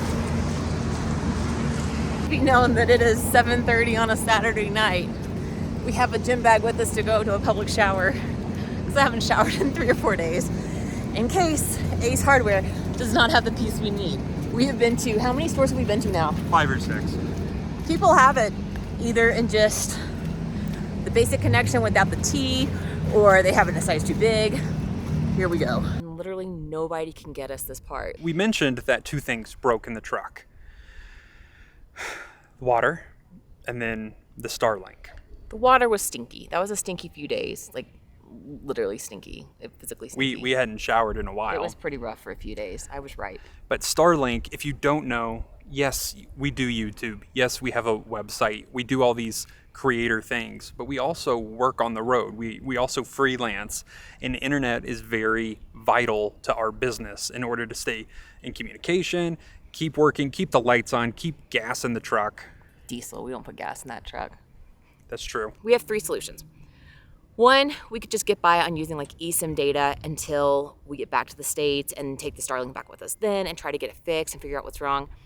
That's one option, but eSIM data will add up pretty quickly when we go through the data that we do, especially like uploading videos and all that, video calls, that kind of thing. The second option was we could go ahead and mail our Starlink back to the US and then ship it back again after someone fixed it. That was going to be really expensive too. The third option was just to go ahead and buy a Starlink Mini. The Mini just came out. It's less expensive than some of the other ones. And we could go ahead and just use it how it is. Yeah, and that's exactly what we did. We purchased the Starlink Mini, and then we had some family members decide to ship it to Mexico for us. Which is very kind. Very kind. So now we have been in Mexico for 2 weeks waiting for this package to clear customs, and it is still not here. And so we have been waiting and waiting and waiting. It's here. The package is literally in Mexico City, which is like 2 hours from us. It is sitting at the Mexico City airport and customs. We have seen pictures of the box. They've emailed us. So Chris's parents packed the box for us, which was so great. Hi, Mom. Hi, Dad. Hi. We're not upset. It's not your fault. This is just part of shipping international. But they used like T-shirts and blankets to pack the box up. Well, and they sent a dog toy for Kramer, which was so sweet. But the customs office opened the box up like we were told they were going to. That's very normal. They opened the box up and they said there's textiles in here, and they for some reason are claiming that there are 29 T-shirts in there that we are going to resell in Mexico. There's not 29 T-shirts. There's literally 1 T-shirt in there. So we've been in the process of battling it out with the customs office, and that means us hiring a broker to like go in there, not just because we don't speak very good Spanish, but just like it's the only way we're gonna get out of customs at this point, is they have to go in there and like, I don't really know what they do, but we're waiting on the quote from the broker. We don't know how much this is going to cost. Today's the 3rd day it's been in customs. So after today, we start paying for it to sit there and sit there and sit there. So right now we're waiting for this package to get through. We love doing this overlanding thing. We love traveling. It's an amazing way to see parts of the country, parts of different countries that we probably would have never gotten to see before. But these last 2 weeks in Mexico have really tried our patience, even to the fact it seems like almost every day I'm just like, I want to go home. Like, this is not fun right now. And not every day's fun, and we've definitely had bad days in the truck, both in stateside and in Mexico, but this has been exhausting. It feels like it's turned into this really big expense. And when you expect certain expenses, like we expect the expenses of diesel and shipping and internet plus things to go wrong here and there. But this is one of those, like the Starlink was the last thing on our radar that we thought was going to go wrong. I mean, it's been tried and true for us so far. Hi. But it went wrong, and life happens, and it just feels like right now it's been expensive, it's been frustrating. I mean, just the running around, even Uber rides, trying to get around Puebla to go to different plumbing stores have added up, and not much, but it's just been very frustrating and a lot of time wasted. And we've spent days running around to plumbing stores at this point with no luck. Like, it's been fine. Like, it's been frustrating. That's what I'm trying to say. We're not quitting. That thought has crossed our mind more seriously than it ever has of like, what are we doing? Is this really worth it? Because we love the opportunity to see back roads. Like when you fly into a country, you rarely get to leave like a major city or like wherever a train or a car can take you from that. We're getting to see places that most people never get to see. Like, I mean, how many people get to come through Cholula? I mean, some do. There's a lot of tourists here, but we get to see places that we never would have otherwise if we were just flying in. And as a whole, it's allowing us to bring our dog and it's allowing us to see these unique places. But right now, it feels like the cost is outweighing the pros of it, if that makes sense. And it's going to level out again. Things always do, but it's been a hard couple weeks. So this parking lot right here has been our home for the last, week? And it's been beautiful. It's been great. We have the best host. So the girl who owns the place is awesome. She even brought us pastries last night. She is so kind. They've got bathrooms for us to use. They're super clean. The guy who runs the parking lot is super nice. He speaks awesome English. So he's even helped Chris translate a little bit with the customs office because it's just been so confusing. It's just been, I can't explain. It's been the perfect, I can't even say enough how perfect of a place this was to not break down, but if we were going to be holed up somewhere and have to pick a town, this is one of the towns that we would have picked in Mexico because it's just so easy. I mean, we have walking distance to dozens of coffee shops and we can go climb the biggest pyramid in the world. We want a little exercise and to see the sights and it's just been so nice. So welcome home. Oh, it's locked. Do you have the key? So in conclusion, we are here in Cholula. We are loving this little town. Absolutely. No, see how charming it is with the bells. We're loving Cholula. We're here. We are still waiting to see if we're going to get our Starlink out of customs. Honestly, it is part of life on the road. Things don't always go according to plan.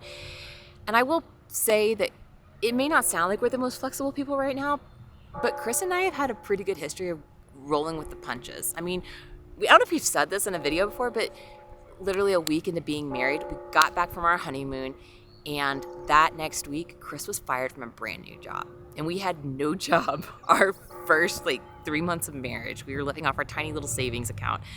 So I've always said, if we can make it through that, after the highest point in your life to one of the lowest, right back to back, we can do anything. I mean, we keep being tested. All sorts of things keep coming our way, but this seems pretty minor in the grand scheme of things. This was all the first 4 days back in Mexico. It was eventful. And it's been 2 weeks. Can't wait to see what happens next week.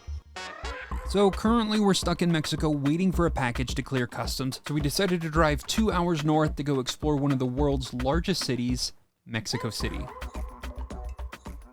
We're going to go ahead and apologize because we know this section of the vlog's footage is not going to be top quality because we are not allowed to bring our cameras where we're going next. But trust me, it is worth it just to have it on iPhone. Thank goodness iPhone quality's gotten better because this is going to be a heck of an experience. This is something that I've been wanting to do for years. It's finally here. All right, let's go.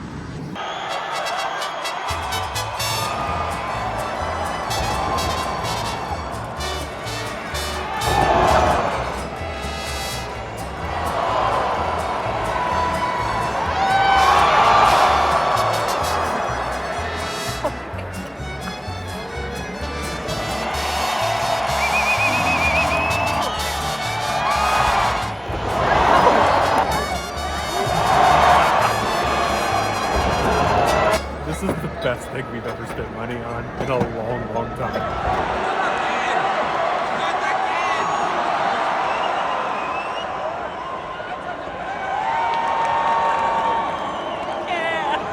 can't speak for Sara, but this is one of the best things that we've done in a while. This is a lot of fun. We're not big wrestling people, but man. I watched a wrestling match in my life. Like, in fact, I think my father used to watch it. My mom used to say, turn that off when you're around. Oh, this was so much fun. It's acting and there's costumes and they have personalities. And I want to disclose that we were here on family night. Even by American standards, there were some things I don't know if I would say are completely children appropriate, just like costumes for some of the women and stuff. But the men, I think, were pretty fine. It was a lot of fun. So just use your own discretion. She said that it's theater. It's not. 100% real.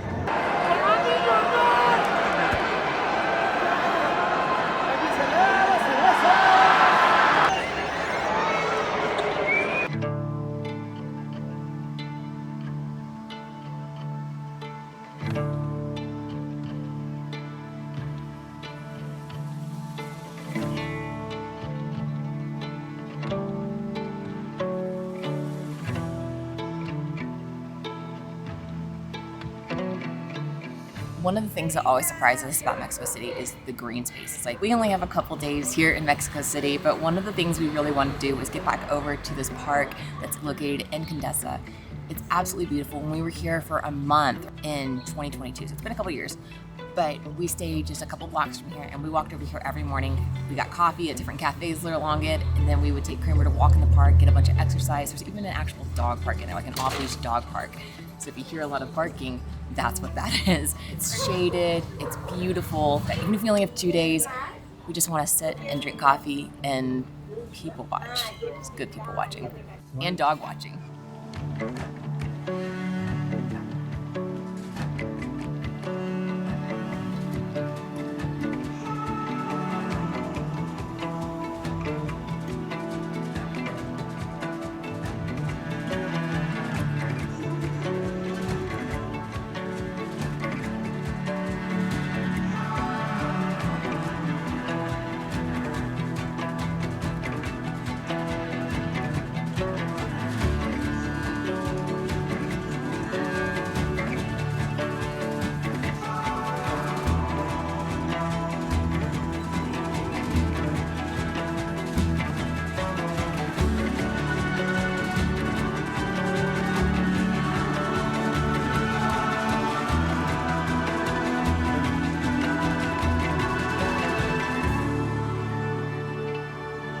Okay, bottom line is you gotta try churros when you come to Mexico.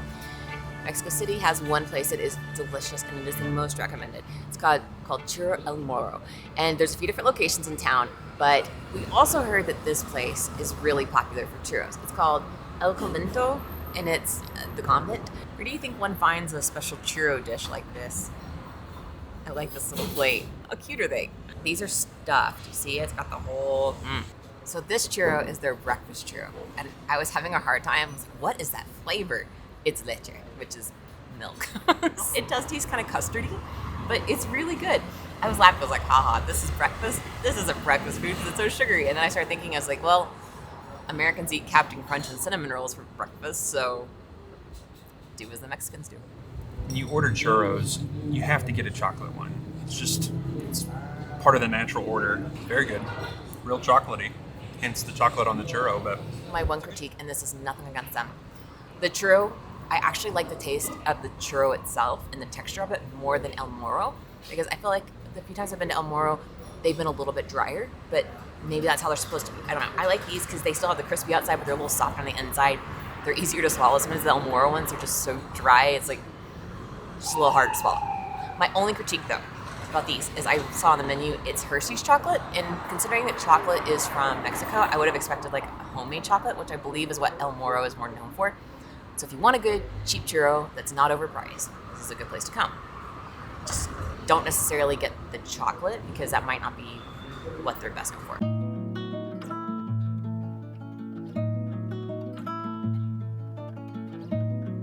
Your favorite?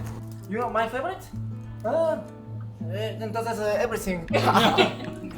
So I saw this place online and we had to come here. So we're in Roma now, which is another, Roma and Condesa are like side by side. And they're both very trendy neighborhoods. Pretty gentrified, but like really cool restaurants and shops and that kind of thing. But this one is a tiny, tiny little cafe restaurant, and it's a Japanese-Mexican fusion. It's owned by a husband and wife. He's Japanese and she's from Puebla, which is just south of Mexico City. So they met here in Mexico City and then opened up their own little cafe in 2022, which is right here. Thank you. Gracias. So what they do, they only do one thing, and it's called onigiri, but they've got lots of different flavors. They've got salmon, spicy tuna. The owner is here right now. We said, give us your 4 favorite. And then we also got cold tea. So you can get miso soup. They have very few things. There's only 4 chairs out here. So it's mostly take to go, but it is a really sweet little shop. It feels like a little piece of Japan right here in the middle of Mexico City. The little things of rice, and they have like different fillings. So they have like spicy tuna, salmon, but then they wrap it in seaweed. Please don't hate me. They're kind of like little hot pockets. Japanese-Mexican fusion. So the flavors are like a blend of the 2 cultures. And it's just a perfect blend of husband and wife, which is really cool. But I read something online of like how they wrap it up. They kind of tie up the rice, and that's sort of symbolic of the tying of the 2 cultures together. It's got like a savory filling, wrapped in the seaweed, the rice, it's all sticky.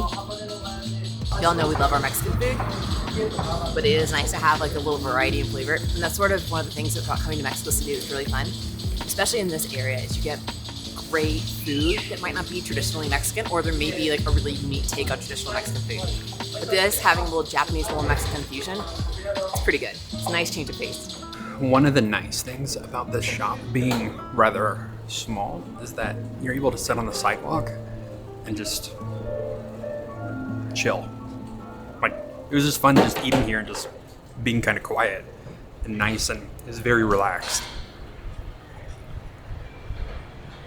If you're in Mexico City, come here. This was well worth the walk. So you may or may not know, Mexico discovered chocolate, which we owe them a lot for. And today, we're gonna have some chocolate here.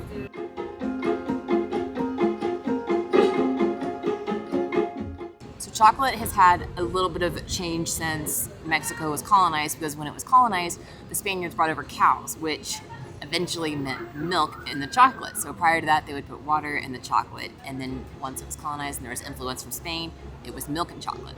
This place does both. We opted to get our chocolates cold today instead of hot. And we got 2 different options. So we got the 100% cocoa with leche. And then we got a 50% with milk and honey to add just a little bit of sweet. I'm thinking, I'm already a soup person, but this just brought soup to a whole nother level. I love chocolate. Not that that's really a unique thought in life. I know a lot of people love chocolate. I really like chocolate. And this is thick, slightly sweetened, very rich chocolate. Iced chocolate. This is the small.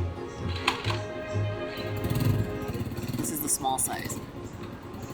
I'm slightly afraid to know what the large looks like. Please, sir, can I have some more? This is the 100% chocolate. They did put milk in it for us, which I think helps a little bit. It is bitter. So if you like bitter chocolate, get the 100%. It's very good. It's just very bitter. This one, definitely more sweet. Your typical kind of chocolate from America, right? It does look like you're eating soup. If calling it soup means I can eat it as a meal, I'm all about it.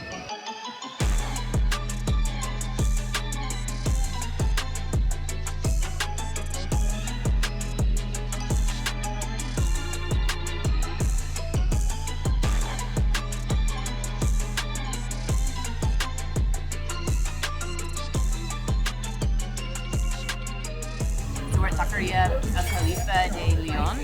We've been around since, I think, 1968. But what's really cool about this place is it was recently awarded a Michelin star. Only taco stand in Mexico City, actually I think all of Mexico, that has a Michelin star. So for just a couple dollars, you can experience a world-class awarded meal. Love it. It's good, but it's just right here, and it's an area that a lot of tourists don't necessarily come to in Mexico City. You're not far from like the centro area, but you're kind of off the beaten path a little bit. Sara got the rib, And I got the chopped, which is very, very good. So the thing about Michelin star restaurants is they base a lot of it on consistency. Like they'll keep coming back to the same restaurant. And whoever a part of the Michelin program came here consistently and was like, this thing is consistently good. And normally there's a line. That's good. Oh, I like the salsa a lot. I don't know for sure, but I think the salsa is kind of what they're really known for. It's kind of sets it apart. This is like sweat of joy. This green verde sauce is really spicy, but it's not like I'm gonna kick over and die kind of spicy. It just has this heat to it that honestly, like I took a look at this, I didn't think it looked very good.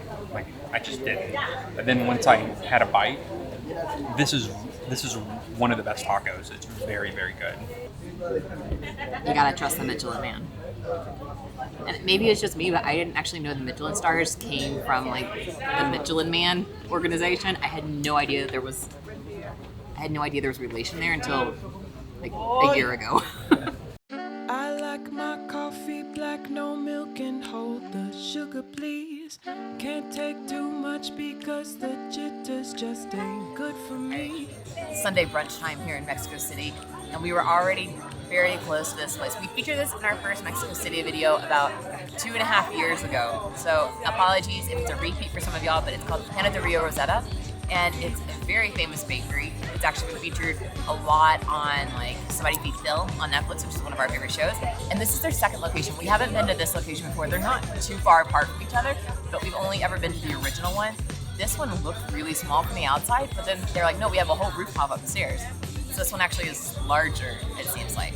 We wanted to come back and get a donut. It's been a while since we've had a donut. Yes, they have full brunch and everything. It's a little on the pricey side for Mexico City, but it is a fun treat. Beautiful rooftop space, 70 degrees and sunny outside, and we're drinking iced lattes. Chris got an Americano, and we got 2 donuts.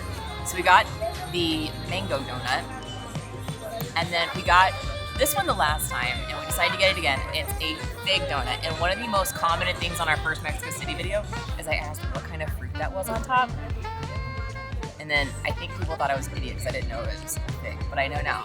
This is a fig donut. It's got like a creamy filling, not as heavy as like a Bavarian cream filling. And it's got a little bit of mango, the frosting on top. The dough is just top notch. I'm tasting a little bit of almond extract, I think, in it. So I don't know that Chris is going to be able to have it, which is a shame because he loves mango. Sorry, Chris. I'm not gonna let you watch me eat this because, you know, Sara said it perfectly. The dough's perfect. This is sweet, but it's not overly sweet. It has like a nice little zing to it. It's good fig, very good fig. It's like a fig Newton in a donut form, but 1,000 times better. It's a disgrace to the baker.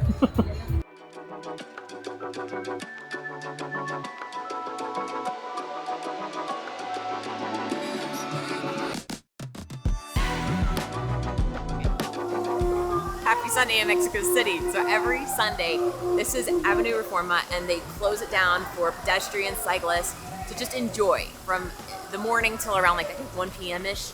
Double check me on that. But they close it down, and it's just a way that people can get out and get active. The city is huge, and it's so busy. But then this on Sunday afternoon is absolutely lovely. There's this, it's tree lined. It's a very nice area of town. There's fountains and monuments, and you can come and enjoy breakfast or brunch at a cafe along, go for a run, a bike ride. But today is extra special because it is the Mexico City Marathon, which we didn't know until we woke up this morning, and then outside our window was a bunch of runners, and we didn't know what was happening at first until we saw people's number tags on them, and we quickly figured it out. It's 11 a.m. now. These people are looking pretty beat, so I hope for their sake the end is in sight. But they've got half the road for just the recreational people, like out running and walking and that kind of thing, and then the other half of the street is dedicated to the marathon today. It's loud, it's fun, it's good to be back.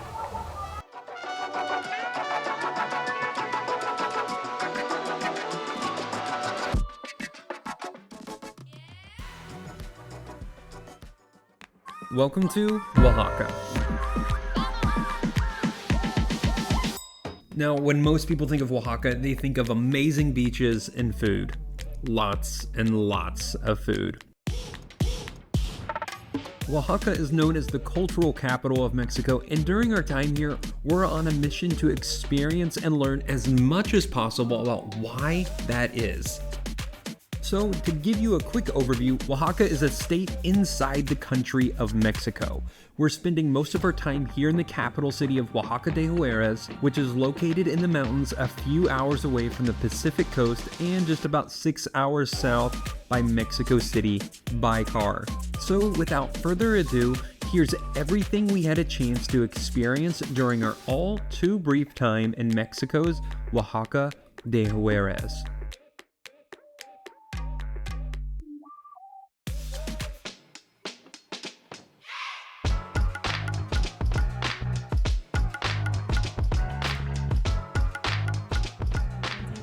So we're at Pan con Motre, which I think translates to bread with mom. I like that. It's actually a French bakery, but we were told to come here, and I'm glad we did. I was actually hoping to get a concha, which is like a Mexican pastry. You see them all over the country. And I heard that there's a really good here, but they didn't have one when we were here. So we opted for an empanada, like a sweet empanada. So we got guava empanada, and then we got a cheese bagel. Just because sweet and savory. We always do that. And then we have not had any coffee this morning, in case you can't tell. So we each got a coffee. I got mine with cream. Chris got his black as usual.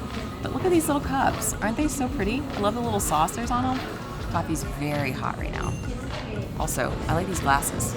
I think it's called Mexican glass, isn't it? We have glasses like this at home, and when I bought them, they were called Mexican glass. So I guess it's like a thing in Mexico. But they're really pretty. They're like nice and thick, and they always have like a green color to them. Anyway, very excited about the cups today. More excited about the food. Lots of guava. You can really taste the fruit of it. It's really good. And then the empanada is like croissant, where it's like really layered and flaky. I actually read online, somebody said, I'm French. I grew up down the street from one of the best croissant places in France. Like, this place is top 10 best croissants in the world. So they said. So that's coming from a French person. I've never been to France. I can't vouch for it, but I'm very happy with it, and it is really good. Our coffee's really hot right now, so instead of just waiting for it to cool, I decided to go back up and get 2 more pastries. I don't think we've ever gone back for more pastries, have we, at a bakery? First time for everything.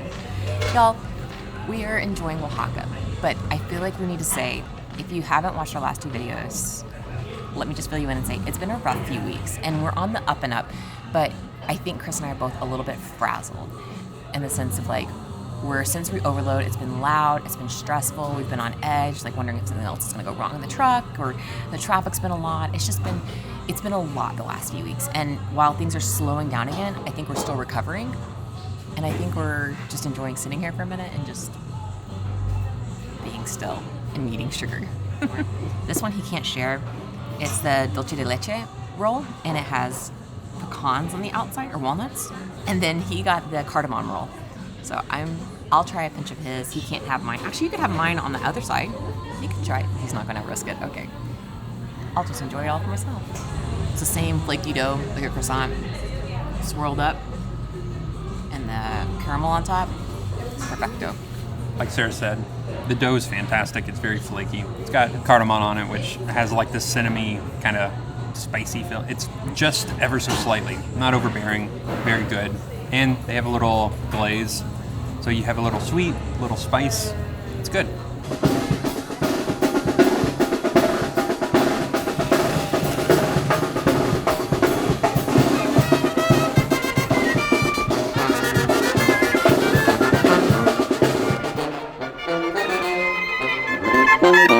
I missed the sign because I was watching everything else happening, but I know it's the 12th of December.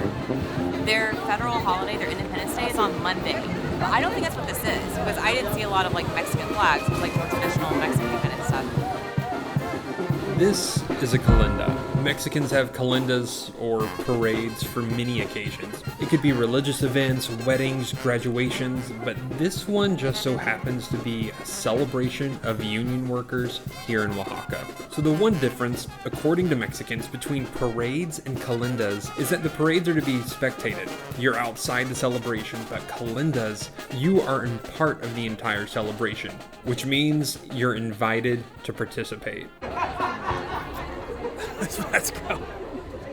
It's very good. It's very good. Shot! Shot! Shot! I just did a shot of mezcal. They're just handing it out for free down here. They're like, hey, do you want a shot? And I'm like, oh, I need to do something for the cultural experience. And golly, it's strong. Okay, it was very, very good, but he was like, do you want more? And I'm like, I need to be able to walk back to the truck right now. But he was standing, smiling, doing everything else. It's just me being a lightweight. Don't worry, I drive.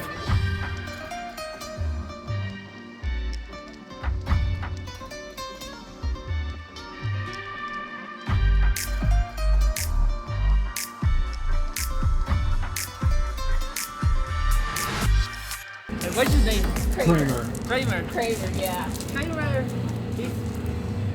Boy. Yeah, oh, yeah.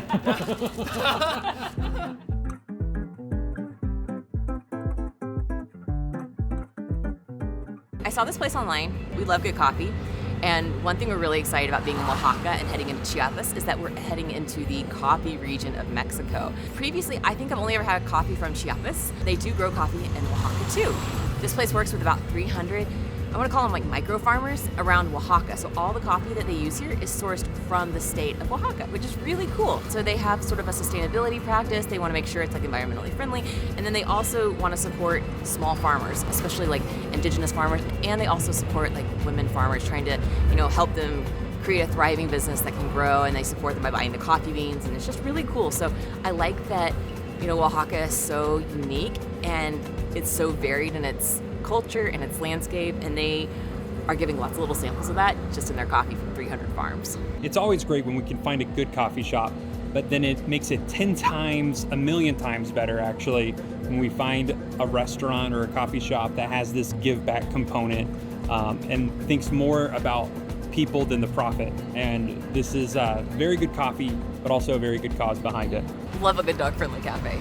So the guy who made our drinks, the barista, super nice guy. He gave us our drinks, and then he's like, "Can I?" And like took Kramer's leash and started playing with Kramer. It was really sweet.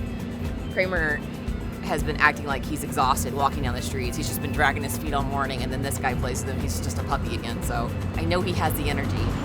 He's just being lazy.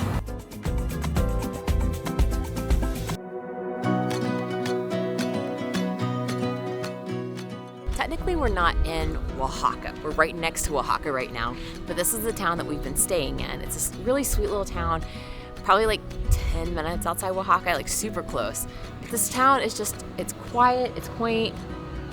Even the dogs are chill. Is that one breathing? Yes, it's breathing. Okay, we're good. What do you think that is? Is that somebody riding a dog? Or maybe it's a donkey? Burro, Chris. Burro. Look at the size of this tree. I've never seen a tree like that. That thing's huge.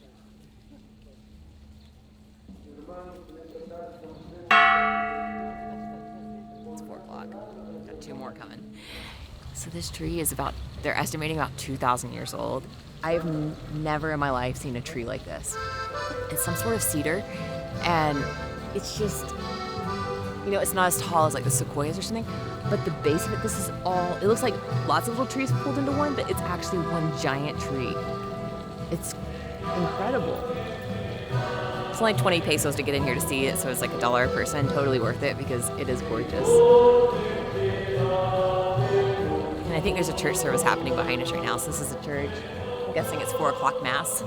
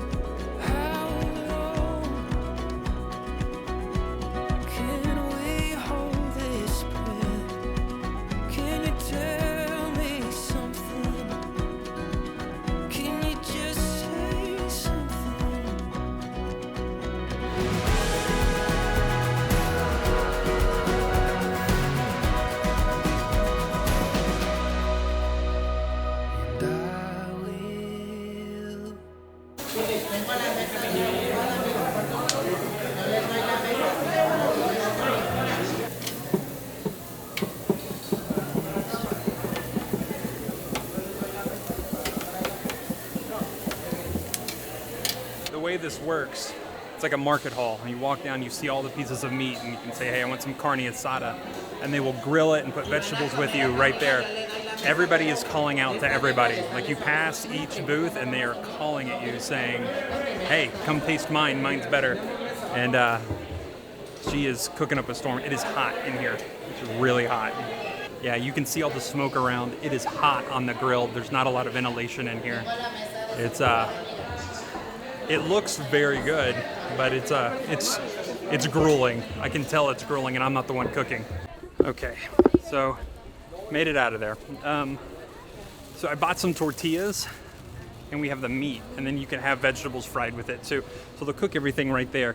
The thing is, which I didn't understand at first, when you go in, you have to pick each vendor. So you have somebody for the meat, you have somebody for the veggies, you have somebody for the tortillas, and you just find each vendor and you kind of piece it all together. So, okay, hey.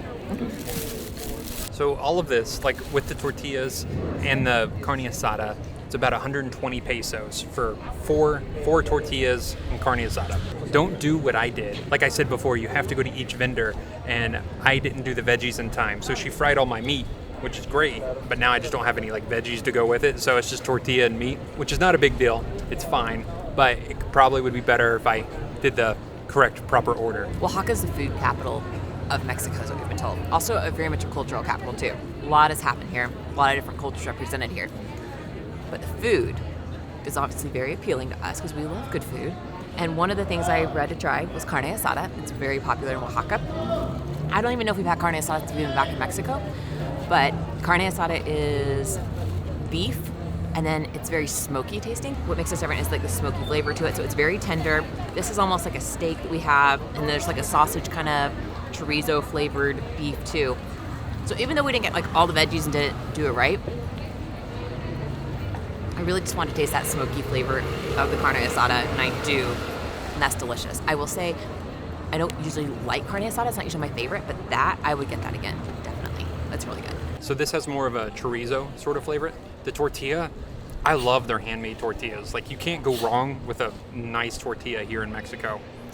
But yeah, if you want a very large street taco, go to that market. It's just tortilla and meat.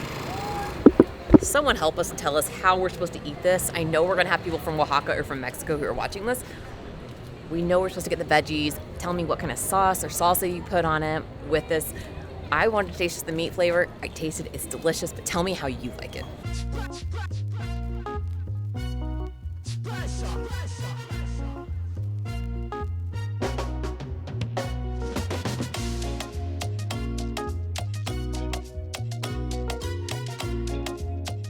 We're at this little cafe in Oaxaca Centro area, and it's so darling. I found this great blog before we got here of this girl, and I'm gonna link it down below because she has a lot of information on Oaxaca. She lives here, and so her blog is almost entirely dedicated to Oaxaca, but Mexico in general. And she had some great recommendations, and this is one of the recommendations that she had as far as a great cafe to go and just hang out and eat at, and they have good coffee. So Chris got the shakshuka. It's like Turkish eggs is my understanding. I've actually never had that. I've seen it on menus places. I've never had it. 2 poached eggs, and then this sauce. And think of it like tomato sauce a little bit, but it has a little bit of spice, but not over. It's the perfect amount. It's a good way to start the morning. And then I just got a plain croissant. I'm usually a breakfast person. I am, but we've gone back to not eating breakfast lately, and so all I really want right now is like something light, like a croissant and a coffee. That sounds so good. It's $9.15. Not that it's healthy. I mean, it's bread. But it's good. This honestly is one of the first cafes that we've been to in Mexico in a while where it's quiet. It's nice and quiet.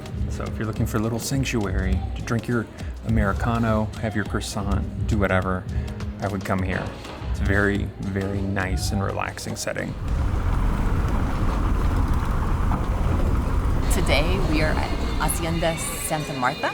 It's a buffet restaurant. So if you don't know, Oaxaca is sort of the cultural capital of Mexico, so they say, and especially for food. So Oaxaca is really unique in that the terrain is very mountainous. It even goes to beachy. It has this really varied climate. But for years, the cultures, like there are a lot of indigenous different groups within a small area. And because it was so hard to get through the mountains, they were these very distinct cultures inside one state of Mexico. And so there's a lot of varied food, a lot of tradition, a lot of culture.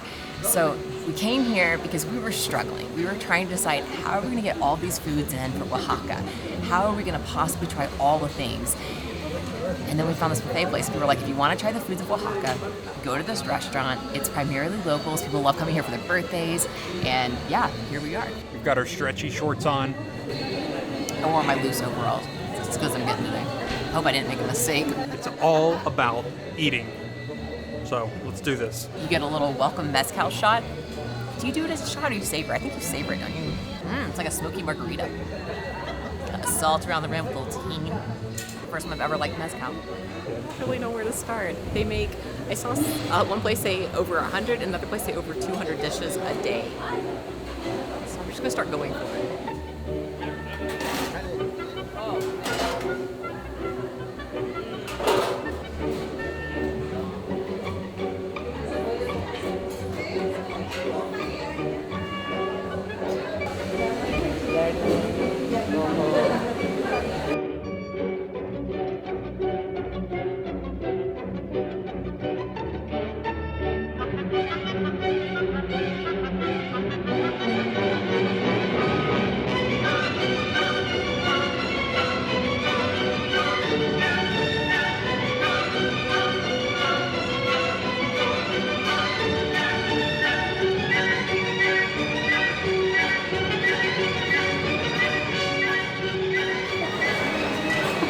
Okay, I got a couple different meats.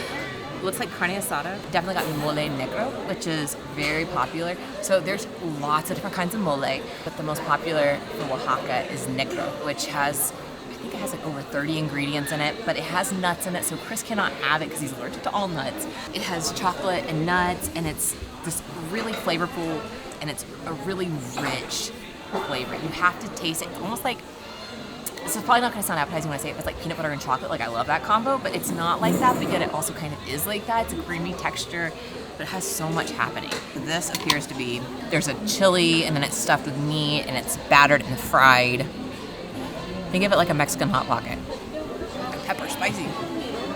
That's good. You gotta get one of those, Chris. You can have that. It actually reminds me of fried okra. My dish, what I did, I have some of the green rice, and then I got potatoes with chorizo on them. This is basically egg salsa. So they've made salsa and they put egg in it. Then I got a flatas verdes. Excuse me for my very bad pronunciation of it. This is our first dish.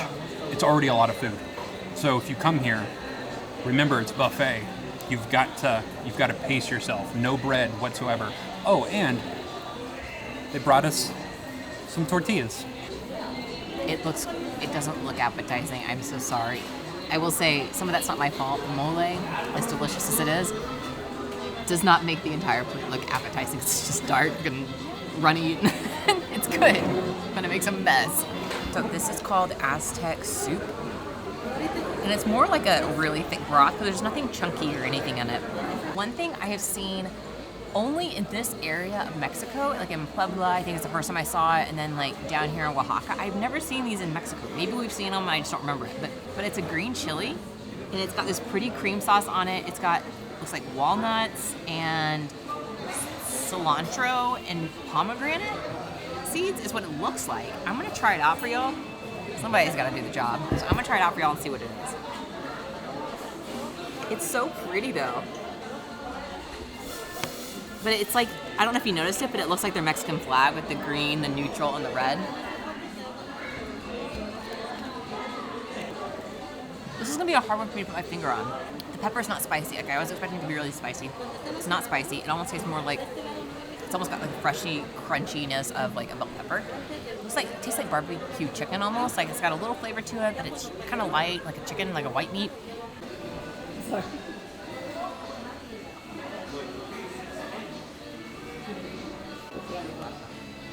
Wouldn't be a true buffet without Jell-O. Find that. So we have the Mexican Jell-O, and this, I have no idea what this is. Hopefully this doesn't have a peanut. Wait, let me try it first. It's a rice cake. So this is a very, like, salted rice cake is what this is. Oh, it's not sweet? No, I'll be honest. It's one of those things where you eat and you're like, I'm not a fan of this, but then you just keep eating it and eating it. Like a fortune cookie at a Chinese It's like restaurant? yeah, it's almost like a fortune cookie at a Chinese restaurant. You just kind of keep eating. Yeah, it's just like a rice cake. That's all this is. And just for you to know, the sign of this Jell-O up there was like tricolor Jell-O. Is what this is called. So, if you're wanting to know what tricolor Jell-O tastes like, it tastes like Jell-O. There's one thing that always stands out to me about the Mexican people, and that is that they just love to have a good time. They love to be together as a family or friends, and they just know how to have a party. And I feel like that's what this place is. I read online that a lot of families come here for birthdays or celebrations or whatever it is when there's a big group, because, you know, everybody can find something at a buffet that they like.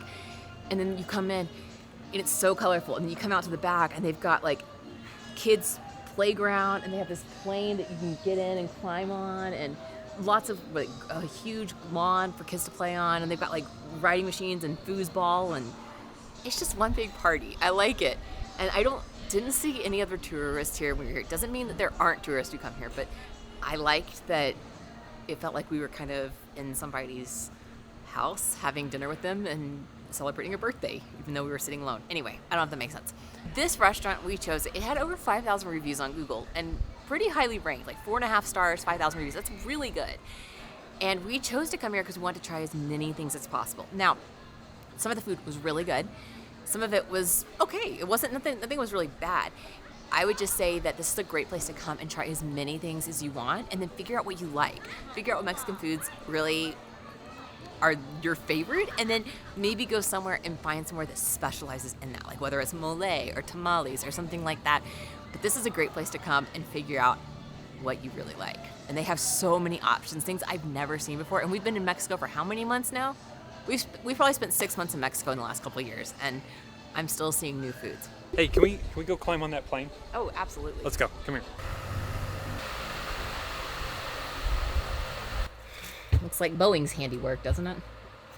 I'm just kidding. Don't put that in here. Say what you will about buffets, but this buffet is pretty cool because it's got an airplane.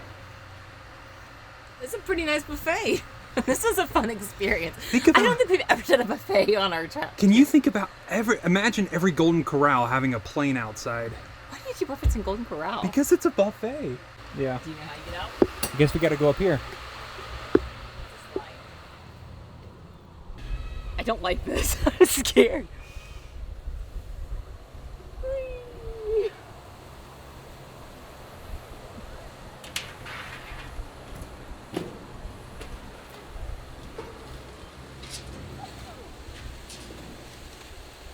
So this is a pro tip. If you get here, make sure you do it in the evening because this slide is gonna burn your butt. And we're off like a herd of turtles.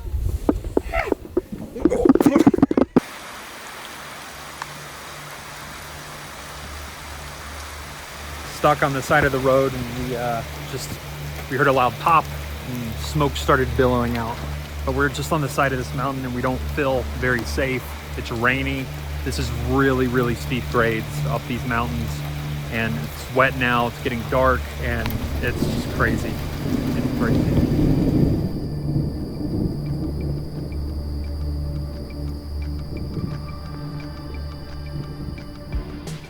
We knew that driving the Pan American Highway would be an adventure in and of itself. And driving from the USA to Argentina would be a really long journey, but it's taking longer than we anticipated. Look, we knew that not everything will always go to plan. You know, the last month has been a bit of a doozy.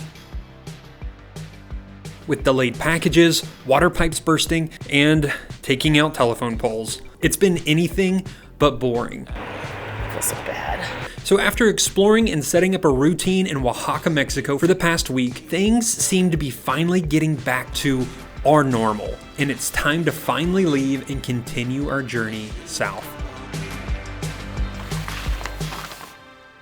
This is our last stint in Mexico, so we're in Oaxaca now, And after Oaxaca, we are going to kind of breeze through mosquitoes. We're going to be heading back north and then east through Villahermosa, the Yucatan a little bit, and on down to Bacalar. And a couple days there before we cross the border into Belize. So today we have to figure out where we're going to go from Oaxaca to Bacalar. Here's the deal. We use our Garmin for navigation, and then we use things like iOverlander, which is also in our Garmin, for finding campsites and reading reviews of different places that other overlanders have left. But sometimes we use maps like this one. And today we're actually going to be using it. I read a lot of things on iOverlander about the route between here and Bacalar, and like high winds along the coast, things about like semis being knocked over. This happens all year. There's like a lot of windmills down there. And our truck, as awesome it is not fun to drive in the winds. So if we can avoid the winds, that's gonna be our goal. So we're gonna stay away from like the coast of Oaxaca, like down here. So we're right here right now. And one of the options is to go this way, to go over to Bacalar. But I think we're gonna go back up, down through here, Villahermosa, and then, oh yeah, right there. So we're just gonna kind of like cut the corner. It looks like we're gonna be backtracking a little bit. So we're gonna go ahead and just kind of breeze through the parts we've already seen in Mexico. We've been here for several months. We were excited to get to Belize and Guatemala and so on and so forth. But we've gotta get from Oaxaca to Bacalar. And the goal is to be there next week, which is a lot of driving. What is that, like 20 hours of driving in a normal car? And then you put it in our car, that's gonna be like, it's gonna be slow. Like 40, 30, it's gonna be really slow. Imagine going up a hill, maybe 25, 30 miles an hour. And then on the highway, if it's flat enough, we're cooking around 50, 55. Just to give you an idea of how slow it is, we drove from Puebla to Oaxaca City, and it was supposed to be a 4.5-hour drive according to Google and Garmin. And it took us 8, because it was up and down mountains and stuff, and we just go so slow up the mountains. We're not gonna push our car too hard. We don't wanna hurt it. It's gonna serve us well as long as we take care of it. And so we'll get there when we get there.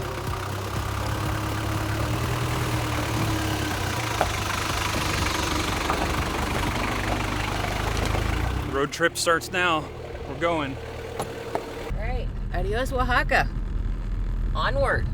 So this road today that we're taking out of Oaxaca, we're taking Mexico 175, and it looks very windy, very curvy. It's about 200 kilometers, and it says it's gonna take us over 5 hours to drive it. Which means we'll be there in 8. So if it's saying that any normal car is gonna be there in 5.5 hours, just go ahead and assume like 8 for us, because we're really slow. We are going 40 kilometers an hour right now, which we'll get there eventually. It's beautiful though.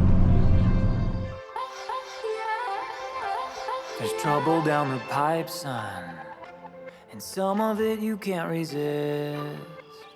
But then again, you're still alive, son. It only plagues those who exist. I know that you've never been satisfied. I know that you've never been satisfied with the numbers and the figures, but there's something still to find. Yeah, there's magic in the night, there's a spirit in the night. I know that you've never been satisfied. I know that you've never been satisfied with the numbers and the figures, but there's something still to find. Yeah, there's magic in the night, there's a spirit in the night. You can tell they've had some recent mudslides here on the road. We just passed a section and there was like a bunch of fresh dirt just right on the road, and you can tell that this is kind of recent too, maybe. But we're towards the end of rainy season and this road is really steep, so I'm guessing that's pretty common this time of year. But here we got some more construction. Bring your heart in, bring your heart in from the story and step away from the white noise. Bring your heart in, bring your heart in from the story and enchanted world.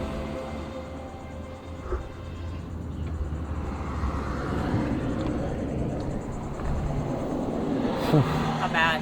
I mean, they're the brakes. They're smoking. So we're gonna take a break on the side of the road. Sarah's backing the truck up right now. We're not right against the road as people pass, like these guys. We're gonna let the brakes cool down a little bit. We still have a ton of uphill and downhill to go. So, and not having brakes is no bueno. So the last update that we had, our brakes were smoking, and that's sort of normal when you put on new brakes, which we did just have new brakes on, but it's not really normal for the pedal to go down. So we did some research. Apparently there may be some air in the brake line, so they just didn't flush it out all the way. So we found this mechanic. He's gonna flush it out, and then hopefully we're good to go.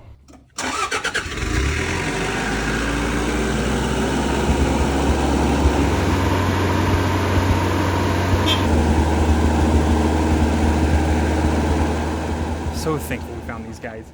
There was air in the brake line, and so he was able to get it all. He's like, yeah, there was air. That's why you were having some problems. So he fixed it. We're good to go. The whole thing. We had to stay here for about an hour to let the brakes cool down, everything like that. So thankful for these guys, and they were able to fit us in and get it done. All right, back to the road. I was stressed to the max. I honestly, a few times, was like, I don't think I can stop the truck. Like, I was in like second and first gear. I was like, my brakes aren't working. And then they came back. I was like having to pump them a lot. It was scary. Now they feel great. The guy said there was air in the line. He only charged us 200 pesos, which is like $10 US dollars. Nicest guy and son. Chris handled it all while I took a quick nap because I was just really stressed. So thank you, Chris. You were that scared? I was really scared. I don't think I've ever been that scared driving, and that's not just me trying to cause drama on YouTube. Like, it really scared me. Like, I would pump them and it wouldn't do anything, and then finally it would just like stiffen. And so I knew it was probably air in the line. But yeah, that was really scary. We are on our way again. It says we still have 3.5 hours today. Most of it is downhill, which is why we were urgently trying to get it fixed. There's a storm coming up behind us. It is still rainy season, barely, and there are a lot of mudslides in this area, so we're trying to like get somewhere good before the rain starts up.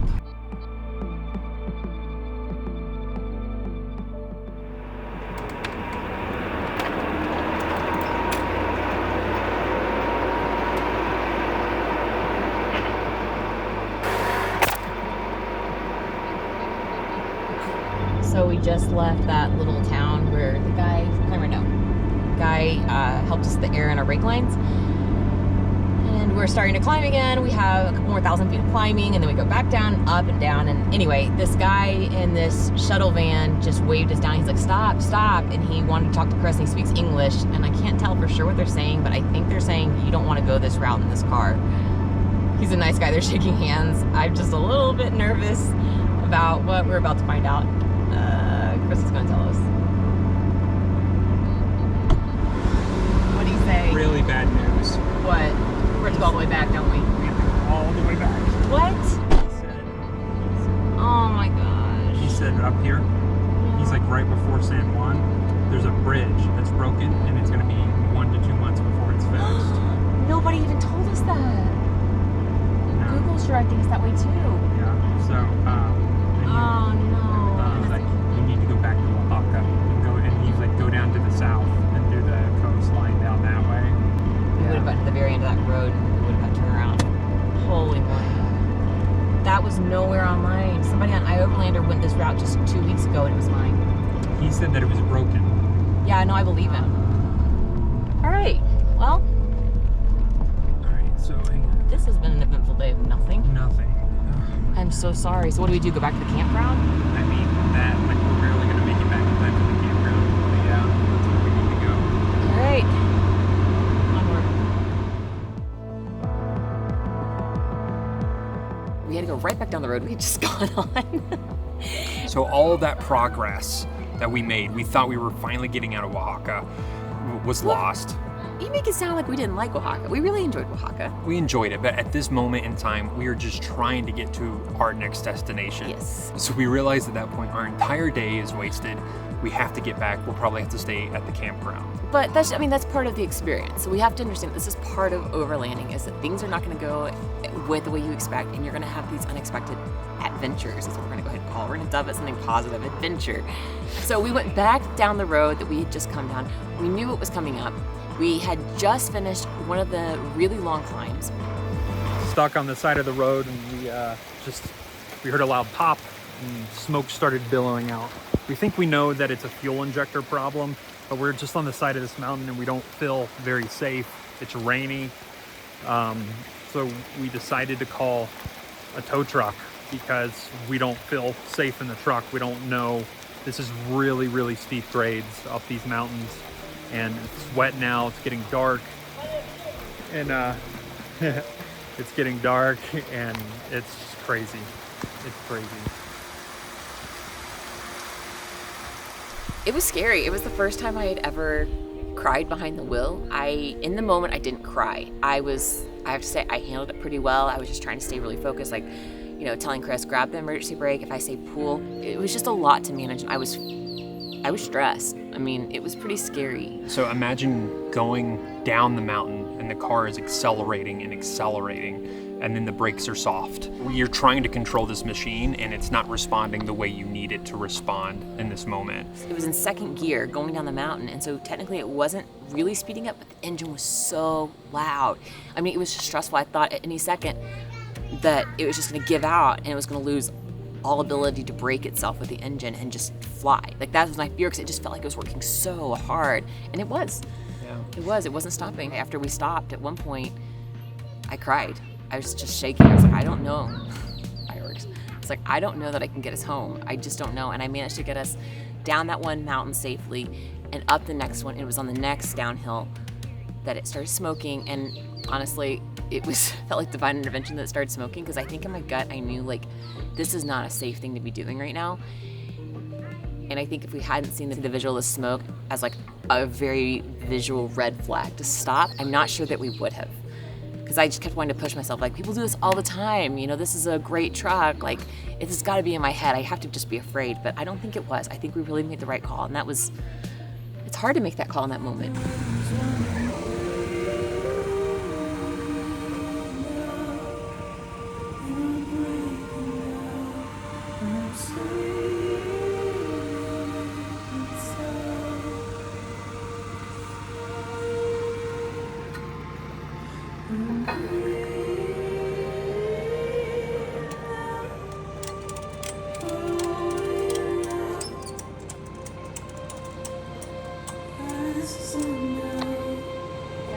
Gracias. We good? I'll let you sit in the middle. I'll hold you. That's okay.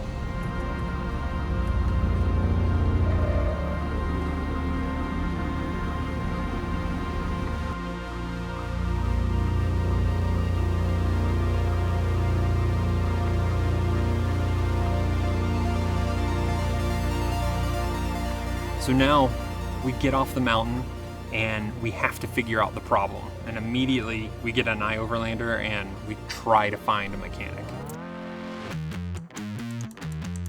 It's the next morning. We looked on Overlander, and a bunch of other Overlanders have reviewed this guy. And so when you come up, it's actually just his house. He's a diesel mechanic, and you just pull in the backyard. Right now he's looking over everything. He knew immediately it didn't sound good.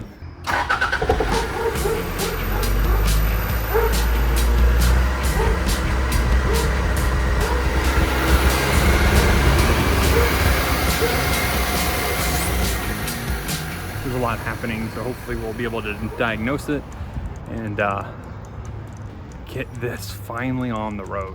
The first guy we went to, nice as could be, but I don't think he knew how to fix it. In fact, we know he didn't know how to fix. He was very confused. He did look over the engine. He's like, everything looks great. He's like, I know it's from the injection pump. He's like, I just can't quite figure out what it is. Well, later that day, we had completely diagnosed what it was. We said, no, I'm pretty sure, like, we know it's the injection pump, but I think it's this one piece in the injection pump, just based on the description and what it does. He couldn't quite pinpoint that, and he even took us to one of his friend's diesel shops to have them look over it. And there was like 5 guys coming around, and they couldn't tell. Like, they just kept saying, oh, it's one of those Japanese engines. Like, you could tell it was just a little bit baffling to them. They were quoting me like, hey, it's gonna take us 8 days to get everything situated, and we've got to take the entire injection pump out. And which would never taken 8 days. No. I could have done it faster than that. Well, yeah, so something wasn't sitting with us correctly. It was one of those things, like, you get confused with, we really liked him because he was a nice guy. We met his wife and his daughter, and they all came out and said hi, and like that kind of thing. We were at his house for his shop.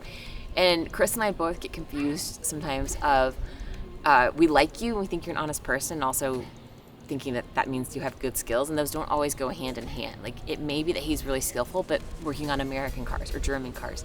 And so we had a hard time going to find someone else after him because we really liked him, and he had been really kind to us, and he didn't want to take any money from us until he had fixed it for us and that kind of thing.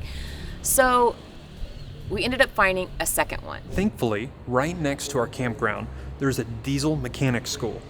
And we were like, you know what, let's just go ask for a second opinion. So we pulled into the diesel mechanic school, and literally within 20 minutes, this guy has figured out the exact problem, has removed it, and it's exactly what Sarah and I thought it was. And it's incredible. So now we know exactly what part we need to order. They're looking to see if they could fix it here. So it is the diaphragm that blew in the fuel injector, which means it's like a $70 piece from Japan, but they may have it here. So here's hoping and waiting that this could be fixed and we could be on the road. I just want to go ahead and say that I properly diagnosed this days ago. That's why we were confident enough to order the part. We sat there and we were like, that has to be what it is. Like, we were very confident. Don't know if we should have been so confident, but we were confident enough to say, you know what, it's worth the $70 just to go ahead and start shipping it here, because there was like a 90% chance it was it. And we were right. I'm really proud of us, Chris. Ya aprovechando, dijera, deja mi esposo un poco. Is this okay? Yeah. Okay, cool. So the diaphragm, this covers the diaphragm. So he just got it out. If this works, even if it doesn't work, I'm just excited that there's movement on the truck. Oh, this is exciting.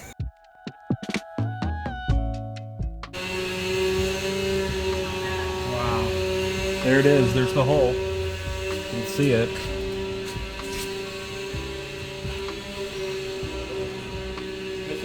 Oh, it's worn. So when we were driving, we heard this loud pop, and I guarantee you it was this. So you can see the hole right there, yeah? So because of this, air is escaping, and that's why it keeps accelerating and accelerating. So now, hopefully they have this piece. Okay, so here's an update. It was a very low probability that they were going to have this part. That's why we went ahead and ordered it, right? We're still waiting for it. Unfortunately, since you took it out, we can't drive the truck now. So we're gonna spend the night in this garage, and then tomorrow morning, we'll probably all push it back to the back parking lot. It's safe, secure, we're fine with it. We're so close to the campground.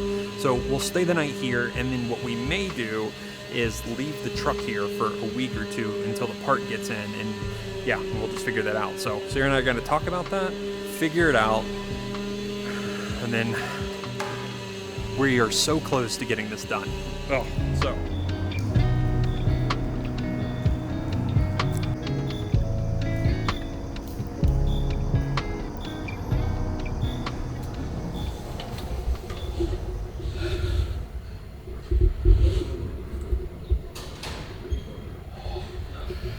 It's 7:30. We've been up for a while. We're waiting for some nice students to show up to school to help us push the truck down the street a mile, right? That's the plan. That's the plan. Quiet last night, which is good. We actually did a YouTube live, which was fun. We've never done a YouTube live from a mechanic shop before, so first time for everything, right? They just opened up, they have like a little cafe here at the mechanic shop, so we're making coffee, and they're, I think, eating breakfast. I'm half tempted to go out there to see what they have. But yeah, we're waiting to see if we can either push this back to the campground, or we may have to call a tow truck. So we will see. It's not that far from the campground. I'm really, really hoping that people will just help us push it down the road. So here's hoping. So I think they're going to tow the truck instead of... We're kind of confused right now. So they're getting everything together. They're going to tow us with their truck down there. Should be interesting.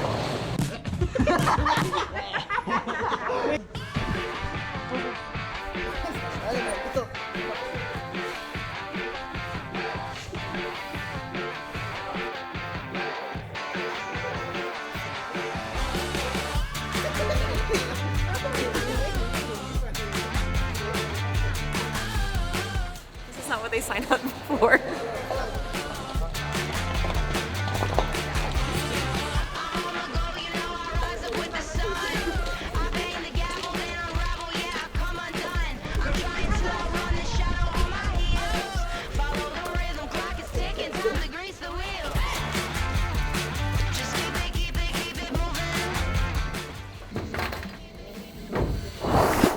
So they're trying to figure out how to pull the truck, but I'm more interested in what's happening over here behind me. This guy just threw a bunch of chickens on the grill and it smells good.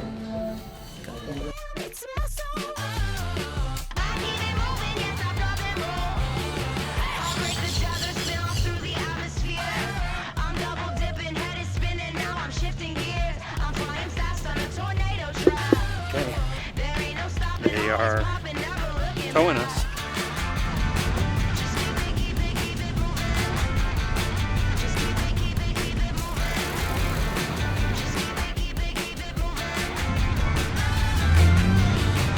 Picking up speed. Luckily, it's only 900 meters, so it's not that far.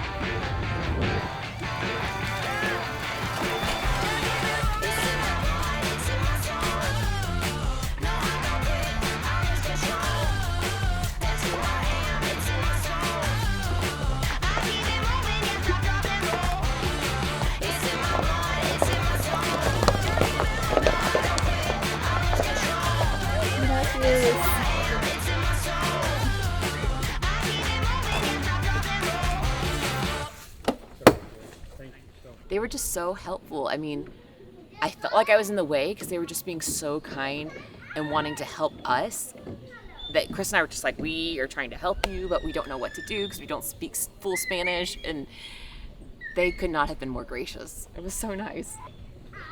All right, one hurdle down. I can't wait to see what happens next. What do you think's gonna happen next, dear? I don't know. Do we look visibly older yet? Yeah, but we're getting there. Don't answer that, actually. We're getting there. We're getting there. Hopefully, we'll make it to Belize here in a minute. Or a year. Or a year. Okay, let's go.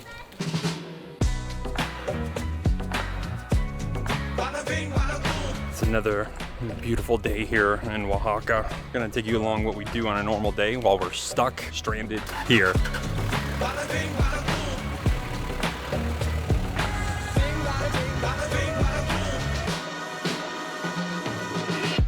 Campground's great, but it is rainy season, as we've said, and the roads to get out of the campground a little bit bumpy.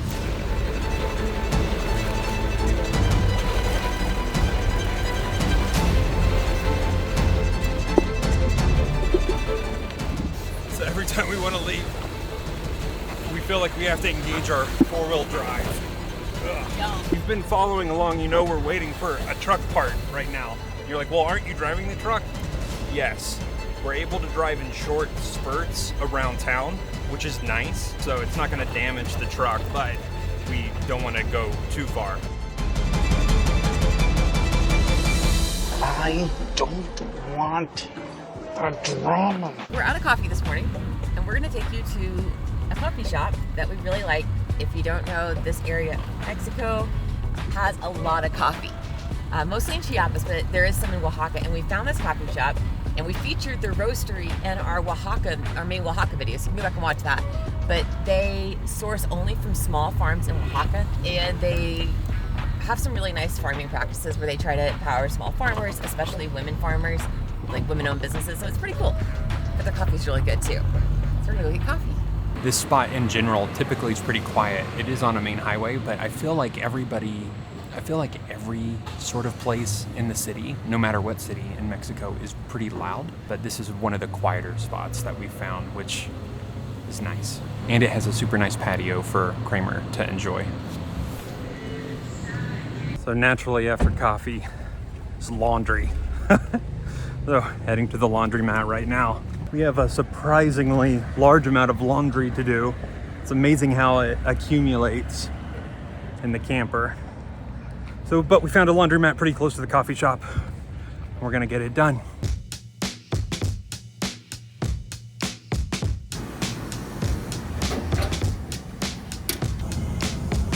That one is fairly, oh, that pole was close. Laundromat was fairly simple, straightforward. So you go inside, throw your laundry in, she hands you 3 coins, and then that's all it is. And they actually disinfect the inside of the washing machine before you go in there. So we've got about 30 minutes before we have to go back and change the clothes. So I think we're gonna shoot some pretty B-roll.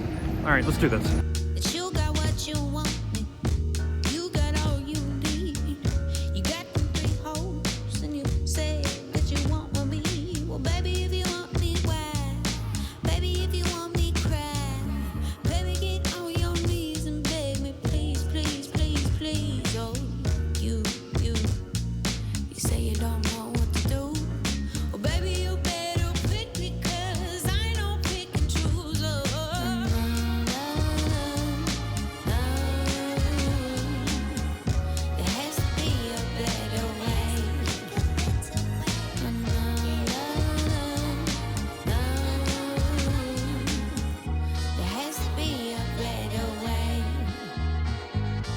Okay, laundry's done. Cost about 220 pesos. Not too bad for 2 loads of laundry. Okay, let's get on with the day. All right, grocery day. I don't need a ton of stuff right now, but I do need a few things. So I thought I would show you guys a Mexican grocery store because I think you'll be kind of impressed. This is not by any means the nicest grocery store I've been in Mexico, but it is a chain. It's called Chedraui. If you're thinking that doesn't sound Spanish, it's not. It's owned by a Lebanese family.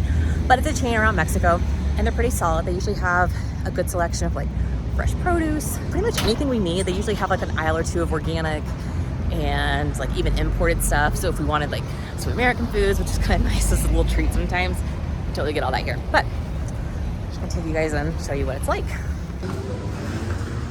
Buenos Aires. So this store is kind of like Walmart, where they carry like electronics, and they carry clothes and a little bit of everything. This store is set up a little bit funny because all of the groceries are like on the perimeter of the store. I find that kind of weird, but I guess it works for them. We need bananas, spinach, pepper, onion, beer, because it's very hot today. People are staring at me as I'm walking through the grocery store talking to my phone.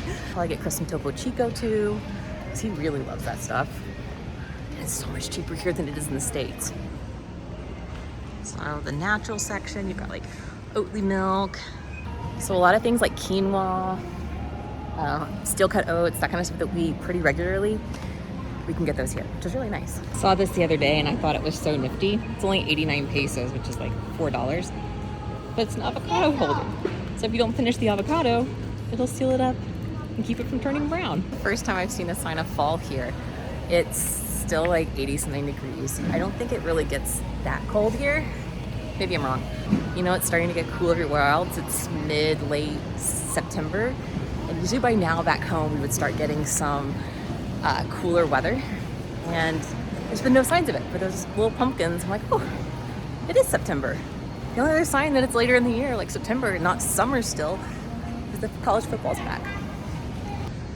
So this is like the gourmet section. If you're looking for something specific, they do have some nice brands and nice like pasta options. It's really good to find things that might be imported from like Italy or somewhere else. Like I got good pasta sauce in here the other day. Also like gluten-free, a lot of gluten-free kind of things. Pretty nice. They're even getting ready for Christmas here in Mexico, but you can also buy like fabrics here. You've got a kids' toy section, a little bit of everything. So this grocery store, it's one of our favorites to shop at, this chain. They're always really clean, well stocked. Pretty nice. I don't really miss a whole lot from back home. Like this, you get pretty much everything you need in these. All right, I didn't film anymore because I got to the register. I think I was like half done scanning all my items. And I realized I didn't bring my wallet in, so I had to call Chris and was like, Chris, bring my wallet. So I just kept apologizing. I was like, lo siento, un momento. The guy was really nice though. But got our groceries for a couple days. Oh my gosh, it's hot right now. Most important is water. So I don't know if we've said this, but when all the water systems sort of messed up in our car and it's like mostly fixed, but we were still waiting for a part to come to Mexico that we had ordered, It also affected our water filtration system, so we can use the water to like do dishes and shower, but we're having to get purified water to drink right now. Sort of a bummer, sort of wasteful, but doing what we can. Greetings.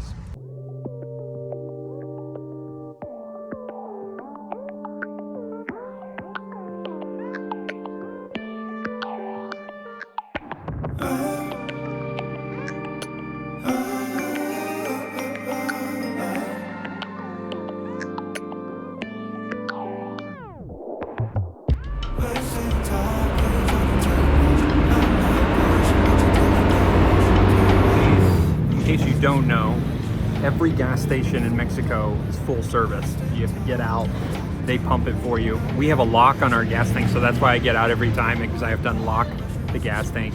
Tell them how much you want, they fill it up, and then you're supposed to give them a tip after everything is said and done. If you've ever wanted to know what the gas station's like here in Mexico, that's essentially it.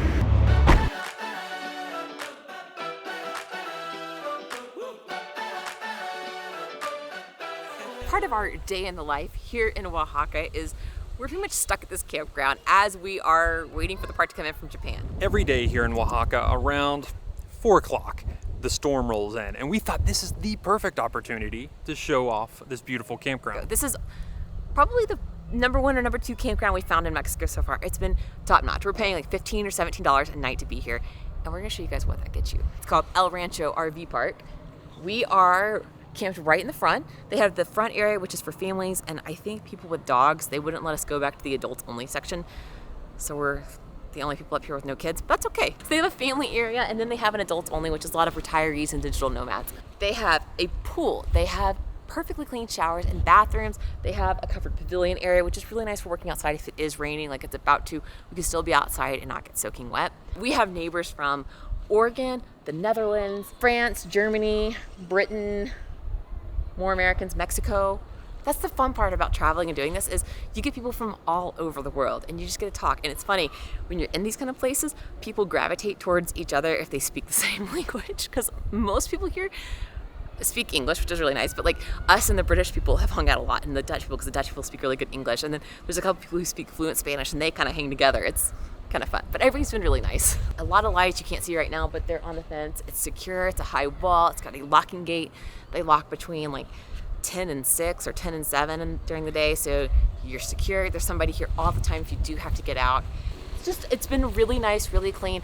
There's one guy here, and it's very rare that he's not working. I'm not really sure when he sleeps, but he's always cleaning. Like every time I'm in the bathroom, he's there cleaning, sweeping.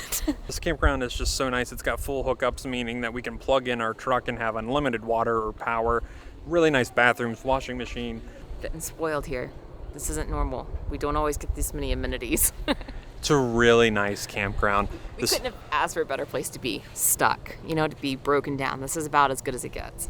So the storm's about to roll in, meaning probably gonna take just a quick siesta and then go about our day. It's the best. Every day around this time, like clockwork, a storm rolls in over the mountains and it cools everything down by like 10 or 15 degrees. Oh, and take note, look how pretty the mountains are all the way around the campground. There's just gorgeous mountains. Oaxaca is so mountainous, and we have a nice little view all the way around. While we're here at the campground, we asked a couple of our new friends if we could show you their rigs, because people in this whole overlanding, driving the Pan American Highway thing, they drive all sorts of rigs. So you've seen our little one, which is from Germany. It's a Land Cruiser. It's actually really small compared to some people on the roads. But our neighbors right here next to us, they're from the Netherlands, and they have this giant FMTV, like I think it used to be an ambulance in the Netherlands, and it's this giant Mercedes Unimog, and they said that they would show us around so you guys could see what it's like to have 4 people. They have 2 little girls. It's a husband, wife, and 2 little girls living in this one really, really cool rig. So I'm going to see if they're home and if I can show y'all around. Hello? Hi. Is now a good time? Their rig is really tall. Hello. Hello. So I am Evke. I'm mother of 2 girls and husband of Pascal. And we are traveling the world with our vehicle since, almost 3.5 years now. Oh, it's so clean. Now it's Look clean. It Yes. Okay, so I'm not gonna lie, this is not my first tour of their camper. I came over here and snooped earlier, And one of my favorite things is actually right here as soon as you enter, and it's washer dryer. I want this thing so badly It's in our not a camper. dryer, actually. Oh, it's not a dryer. It's just only a washer. Hey, Yeah. that's still what I need. I want a washer. That's the most important thing. Chris, do you think we can get that in our closet? You've seen how small our camper is. It's so tiny. So you have a bathroom, a washer. This is a shower too, This is right? a shower too, yeah. When you close the door here and the curtain here. This is shower your curtain? shower. So the whole thing is a shower pan. Yes, Yeah. it's just yeah. And the good thing is, at least that's what we really like. Yeah. You know, when you come in muddy and wet, you can just drop everything here and you enter your clean like that. house. So that's really, really That's nice. Yeah. Your camper's so much wider than ours. Yes, it's truck wide. It is truck wide. Yeah. Yeah. So Can I come see? in. Okay. Yes. Oh, be careful. Step.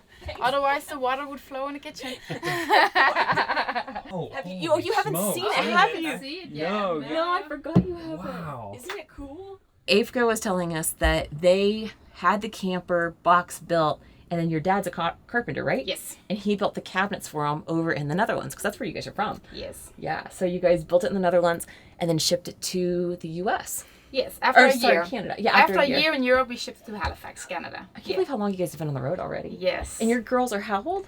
They are now 5 and 6, and we started when the youngest was not yet 2. Wow. She turned 2 in the first few months. So this is really their home. They don't know any better.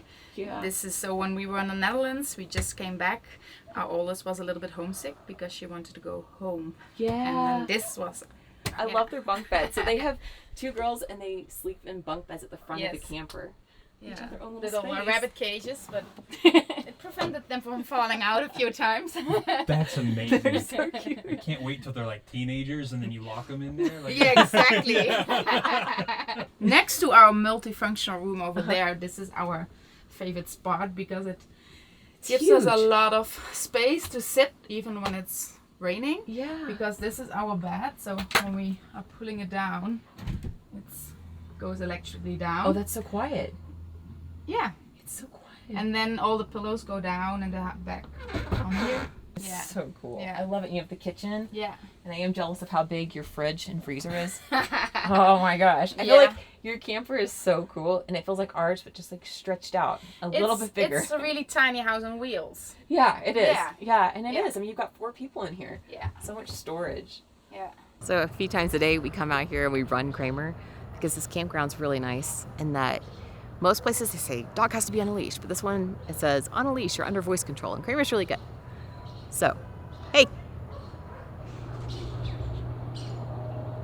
So we're playing ball and sometimes in the evening we come out and we chat with friends. There's one couple that we've met twice now. We met them in La Paz back, if you remember our video where we were supposed to be on the ferry going from La Paz to the mainland and then our ferry was delayed.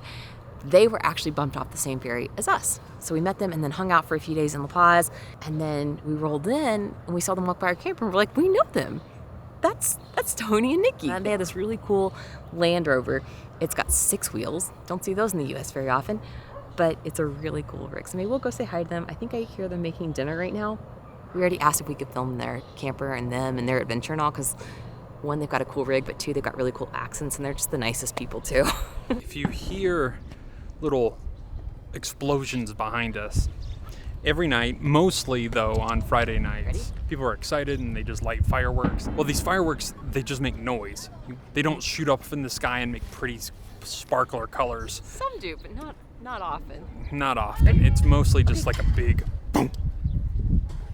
So these are our friends, Nikki and Tony, and you guys are Grand Rover Voyager, right? Correct. See, I got it right. I'll link them down below. But they have been on the road longer than we have doing this.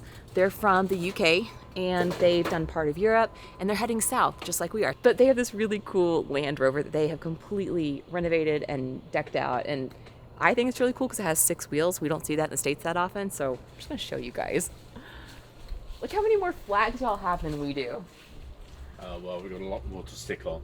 Now that's one not many people get. Andorra? Andorra, Most no. people don't even know where that's at. No. At least in the States. It's a lovely little place. Is it? Yeah. Wow, you guys have been so many places. Yeah, we That's started. fun. We started collecting all the national parks and That's all the amazing. others. Yeah.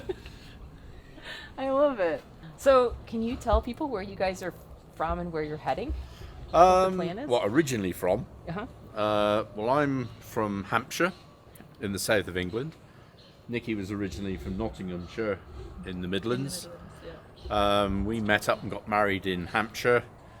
We lived there for several years, where we ran our own businesses. We had a couple of garages. Nikki ran a nursing home. Oh, wow, I didn't know that. And then we moved to Wales and spent 20 years living in Wales. We had a small holding there. And that's where Mabel evolved from. Is this dad's name, Mabel? That's its I didn't name. know it had a name. Yeah.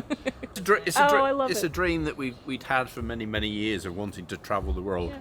Whenever we've gone off on holidays, we've always not been tourists, we've been travellers. We've booked into hotels, but we weren't there to sit around the swimming pool all day. We'd hire a driver, we'd go off and explore the countries. Big difference. And we just love travelling and meeting people. You know, guys like you. You know, it's have a great time. Yeah, I love it. And so you started in Europe, so the UK. You shipped from Liverpool to Halifax? Well, yes, right? Because we originally sold our house and got rid of all our belongings You 6 told weeks before COVID started. That's terrible timing. And we were due to have this put onto a boat. It was all booked, ready to go, and at the last minute we had to cancel it or stop sending. Otherwise, this would have ended up in Canada, and it would have been three years before we could have got there. Oh my gosh.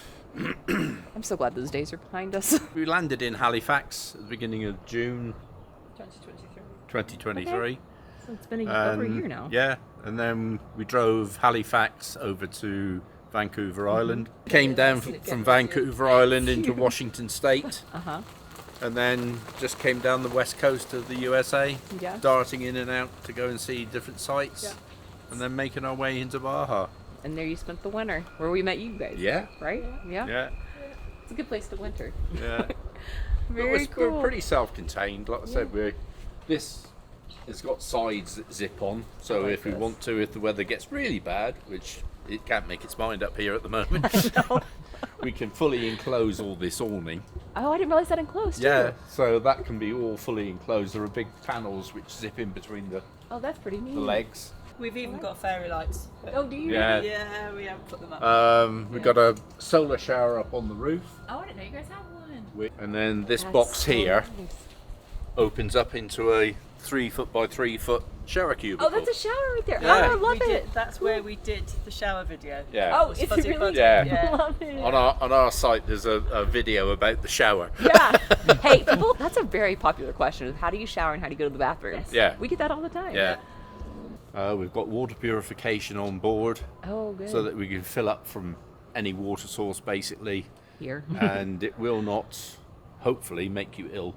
It's supposed to get So rid far, of so good. 99.9% of all bacteria and bugs are removed. I love that disclaimer. Ours says the same thing. Yeah. So far, so good. But there's that, if it happens, it's not our fault. Yeah. Is that a little oven? Yes.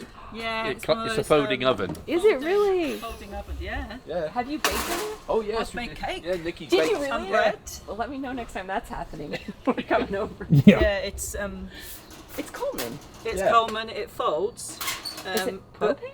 No, it just sits you on put top it of on the burner. top of the burner. Oh. And looking on YouTube, it's just a bit. Put a burnt. pizza stone in Put the a bottom. Pizza stone in the To bottom. diffuse the heat. Oh, yeah. And then it's And got keep its the own heat in. little jacket that Tony made. We warm up our croissant and everything, you know. You just follow y'all. Yeah. You know how to make it work.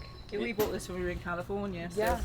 So they do sell them in America. All my spices and Oh, this is the whole kitchen. it's not as well packed as it normally is. It looks better than ours right now. Because unfortunately we can't get half of the spices that I normally use over here. Yeah. Well, Some the of whole ours back is of just this like- part is storage, so yeah. everything's in plastic boxes. Our entire wardrobe is one 35-litre plastic box each. And then in the back here we've got our 85-litre fridge freezer. Stowmaster. Stowmaster, yeah. Yeah. Those are nice. And then that goes down to get into it. There's a double drawer. That's food, that's beer. In Canada, that was a freezer. Yeah. Now it's just beer. Because people were amazed. We were sat there camping, getting ice creams out and eating. It's untidy, but Yeah, I'm not gonna. doesn't matter. There's a mat. Oh my word! This is like a living room in there. It is a living room. It is our living room. Wow. That's a king-size bed. 2 4-foot mattresses. Where are we? It folds. So that's the end of the bed there, and it goes right back over to the other side of the vehicle. You probably sleep better in that than you did at home. Yes. Yes. Yeah. Yeah.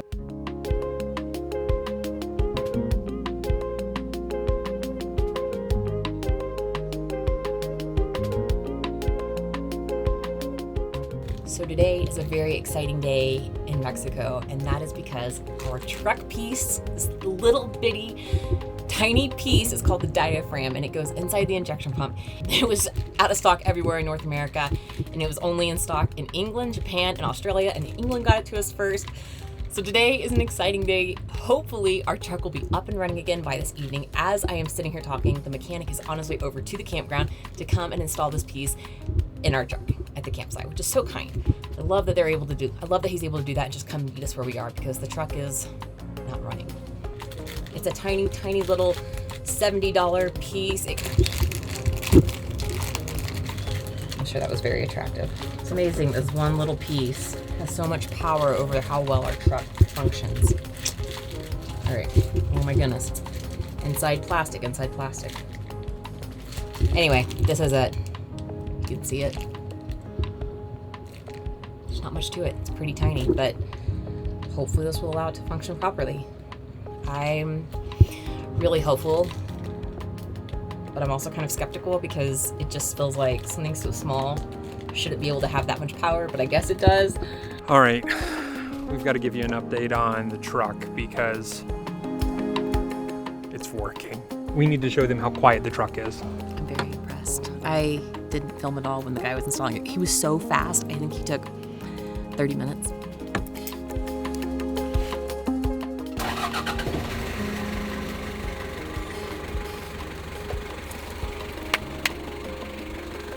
Do you hear how quiet our truck is?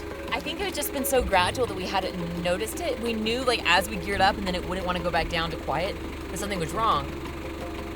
This is quieter than what it's been in a long time, and I don't think we realized how much it needed work. All right, onward.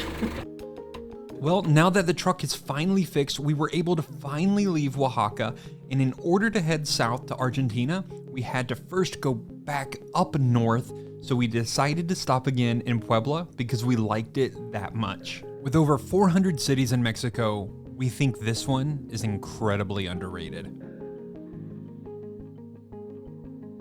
Welcome to Puebla, Mexico's 5th largest city by population.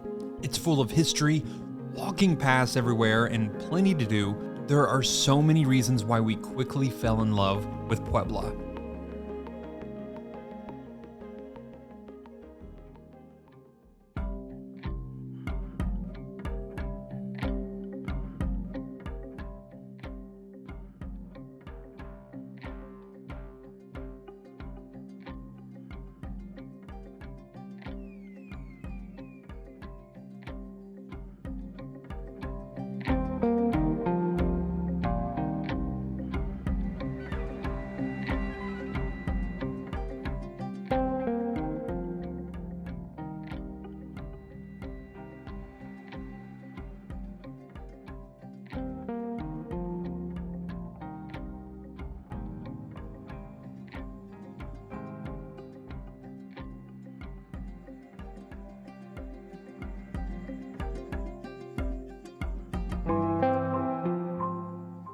It is a hike to get up here. How am I already winded? We're like 50 feet into the hike. It takes like a quarter of a mile. It's not too far. One thing to note, though, is that dogs are not allowed up by the church. Well, no, let's rephrase that. Moscatos, pets, are not allowed up here, but the street dogs are.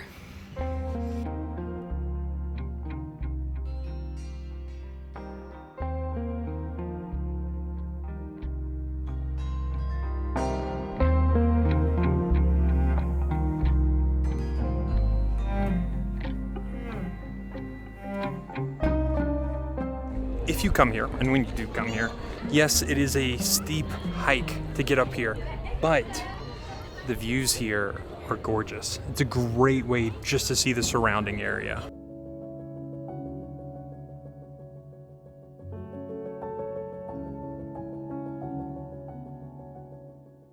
Yeah, you can see Puebla from here, and then on a clear day, you can see Popo, which is the active volcano to the northwest of here. And we only got to see it one time while we were here, or twice, but I got one quick little dinky iPhone shot of it. We'll put it in here, because it is really, really cool.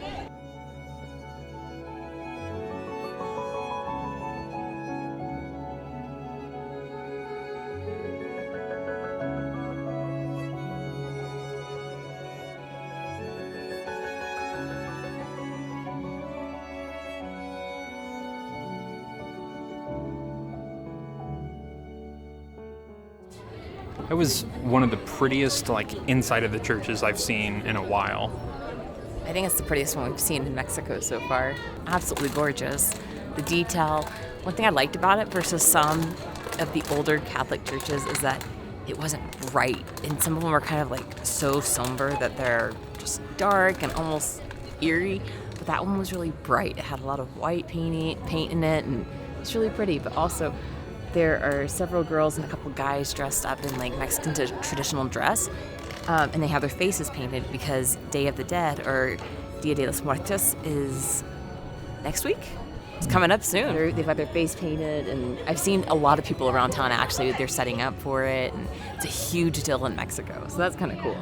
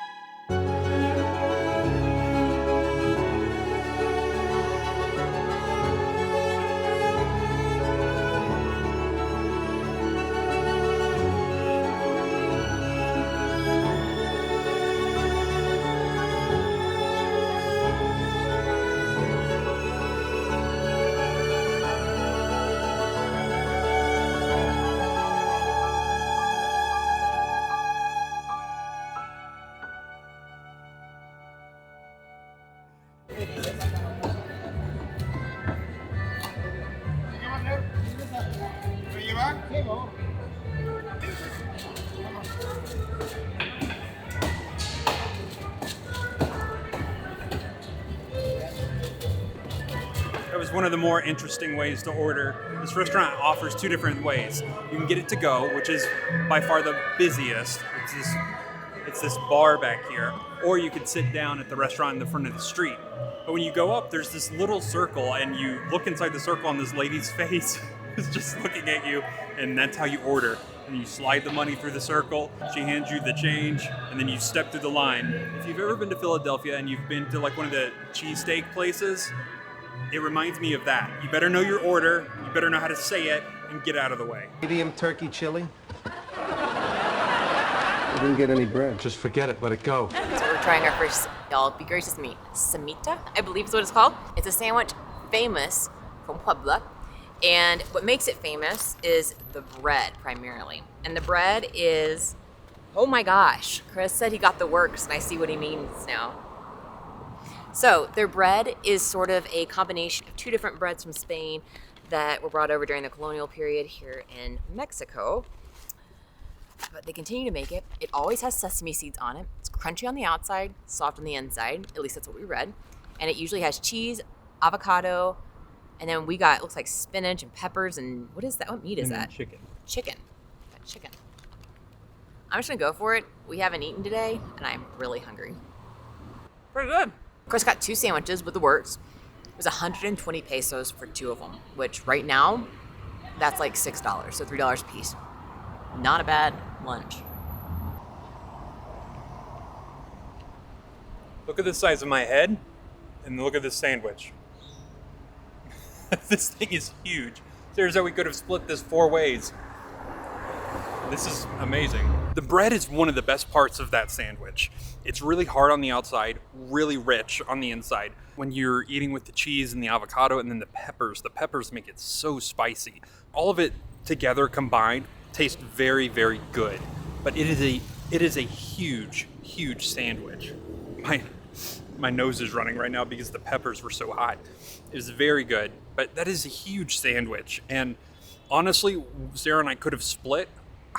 I demolished mine. She did not. I probably shouldn't have had that entire sandwich, but it was very, very good. So if you're looking for a good hearty sandwich, I would go back to that place.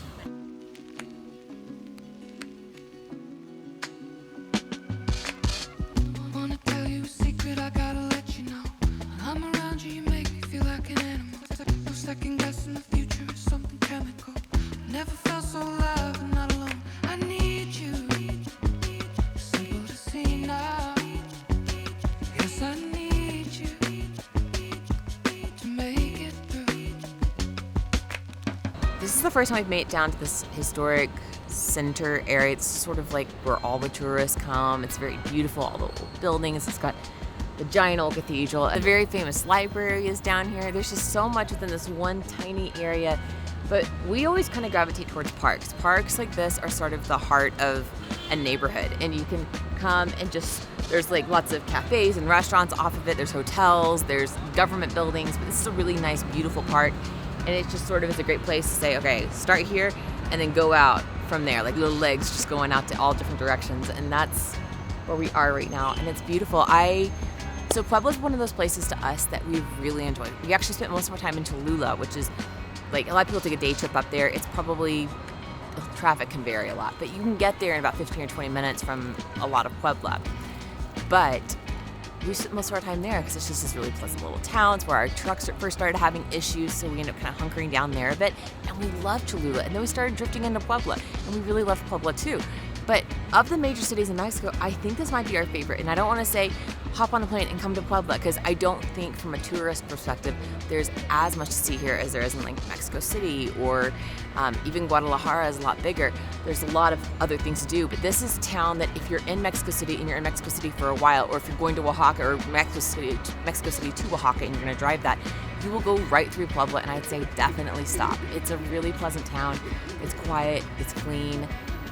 We even really like the people here. People have been really nice in Puebla, so 2 enthusiastic thumbs up.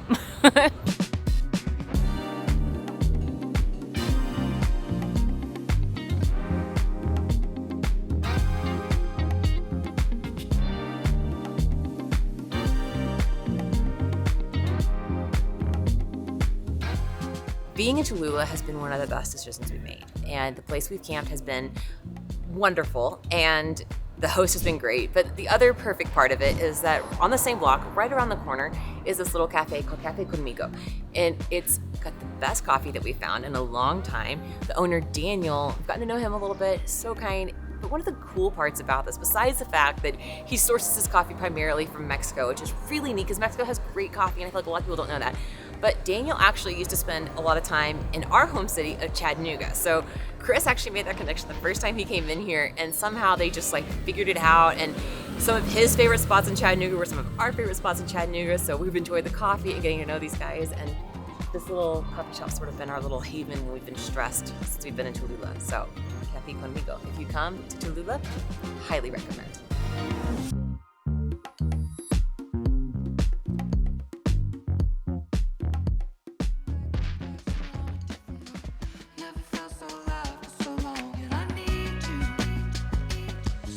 I know we feature parks a lot on our channel, but it's just because it's such a great way to get outside, especially if you're in a city, especially if you have a dog. Now, this park isn't dog friendly, so Kramer is not getting to enjoy it, but we get to enjoy it still.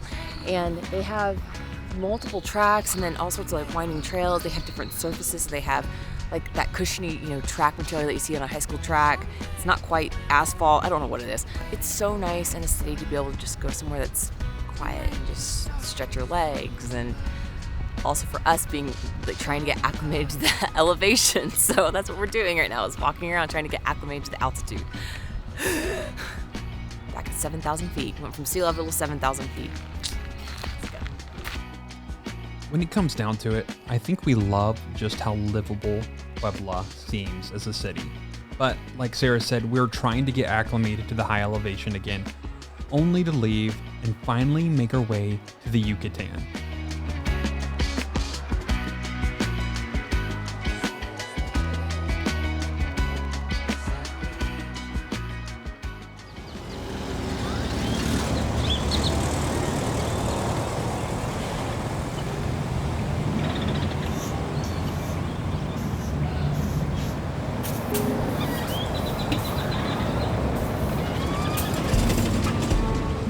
Merida is home to so much culture. It's got Mayan history museums and it's got all sorts of ruin sites you can go visit. Chichen Itza is just 2 hours down the street from us, and then just the people. So most people are booking a trip to Merida. They see the beautiful colonial buildings, the haciendas there, and it's just like this little piece of Europe and Mexico. And while that's beautiful, that's sort of not the most happy side of the Mexican history. Colonialism is never great by any means, but those remnants of it are beautiful. But then surrounded by all the colonialism is the Mayan heritage. And I think what's really interesting is that visually you see the colonial buildings, but then you get here and you don't feel very European. You feel the Mexican culture so much stronger. And I think that's really interesting. And one of the best ways to get to know a city is by heading to the market.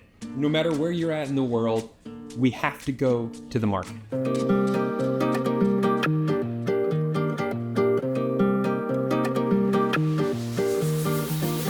Splendide, très magnifique. Ooh la la, I like what I see. This is a look of bliss, it's a look of love.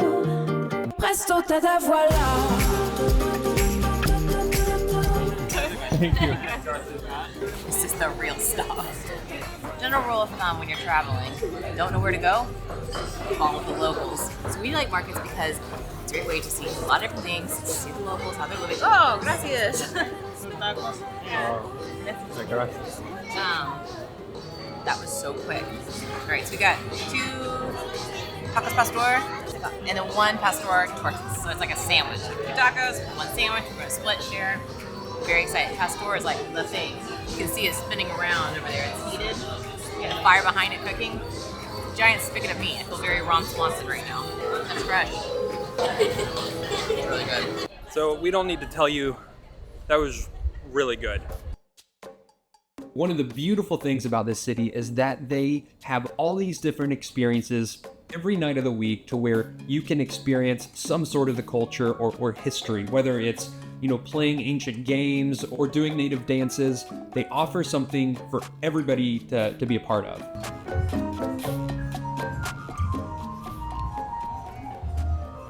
Hey, tuk tuk.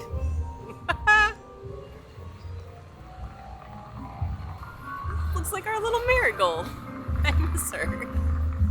All right, tonight we're doing something kind of different. We read that every Tuesday night here in Merida that some of the older folks like to get together and dance in this park. Talking to our Uber driver, we were like, we're going dancing. And we told him where, and he was like, no. Estar en París o en Londres, llegar a Puerto Argel, las luces de San Francisco en nuestra luna de miel. Yo tengo mi velerito que navega muy suavecito. Yo tengo mi velerito. To be honest, Sara and I didn't want to come. We were really comfortable in the hotel. We were just tired after a long day of filming. We were like, you know what? We could probably just skip this. And then at the last second, we were like, you know what? Let's just go. I think we're going to regret it. 100%, we would regret not coming to this. This has brought such a smile to our faces. And it is just so fun being here, listening to the music, watching everybody dance. Oh, this is something that everyone needs to experience.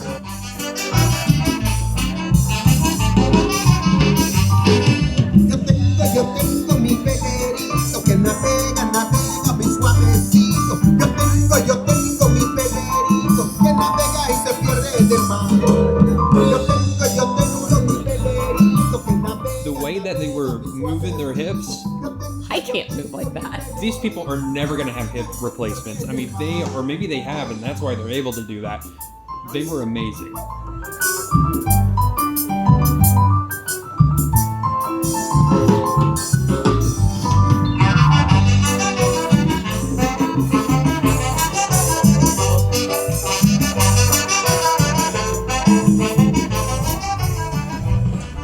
cannot dance. This is not a lesson I learned tonight. I learned this many, many years ago. But I cannot dance. But these fine people know how to dance. I think it's very much a cultural thing. I don't know too many people back home who are this good at dancing.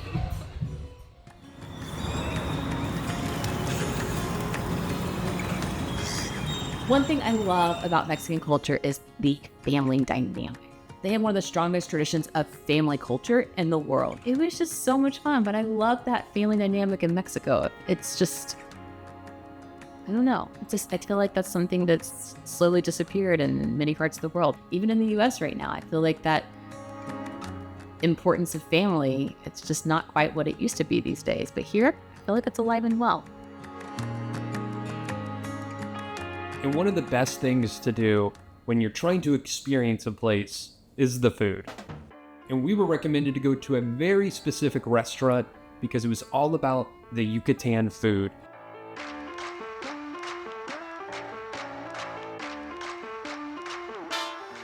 So tonight we're eating at Mugi. That's how somebody told us to say it, M-U-G-Y. It's an abbreviation, and it's special because they have a little museum talking about traditional Mayan cuisine. You can see, you can come here and see the museum even if you don't want to eat here, but I recommend eating here. So far, it's been a really fun experience. It's sort of that hacienda vibe where you got the open ceiling, tree growing up the middle that would shade it during the day, but it feels perfect outside right now. We don't get cocktails that often, but every now and then we're in the mood for one. I felt like a cocktail would be good tonight. So this is a hibiscus cocktail with mezcal, and then on the side, some sort of chili powder, salt combo. It's very nice. I didn't know it was there at first, and I took a sip. I was like, there's my kick, and then I realized, oh yeah, that's chili powder. It's very good. It's kind of got that sweet and a little spicy in it. And then Chris got a Yucatan sangria. So far, so good. Enjoying our time. Excited to try the drink and the food. Haven't really tried any food yet, so I think I can recommend it, but I can't say for sure yet. We'll see. While this is a nice restaurant, it's got a cool, like, chill vibe, and it's dog friendly. You have to hide them in the shadows, but it's still dog friendly. When you make a reservation here, they actually ask if you're bringing your pet online. So we didn't know it was dog friendly, and then we saw that. We're like, well, Kramer's coming with now. This place came highly recommended by a few different locals that we talked to, and we saw it online, a few different things. But I want to note that it's not necessarily geared towards locals. And I'm not going to say that nobody here is local, because I don't know that for sure. There are people around us speaking Spanish, so maybe they're from other regions of Mexico. I don't know. All right, so how this works, it's a dinner for two. And they give you 4 different entrees that you make your tacos with. So they bring you this little pot of, they're steaming, I can feel it, steaming tortilla shells. And you make your little tacos using the different, it's good, like a sampler platter. Don't really know what all we've got here. Let's try it all though. And what it is it's samples of 4 different meat dishes, and then they bring you this little bowl of warm, freshly made tortillas, so you can take the meat and make your own tacos. Tortillas are just steaming and they're warm, and life doesn't get better than that. No.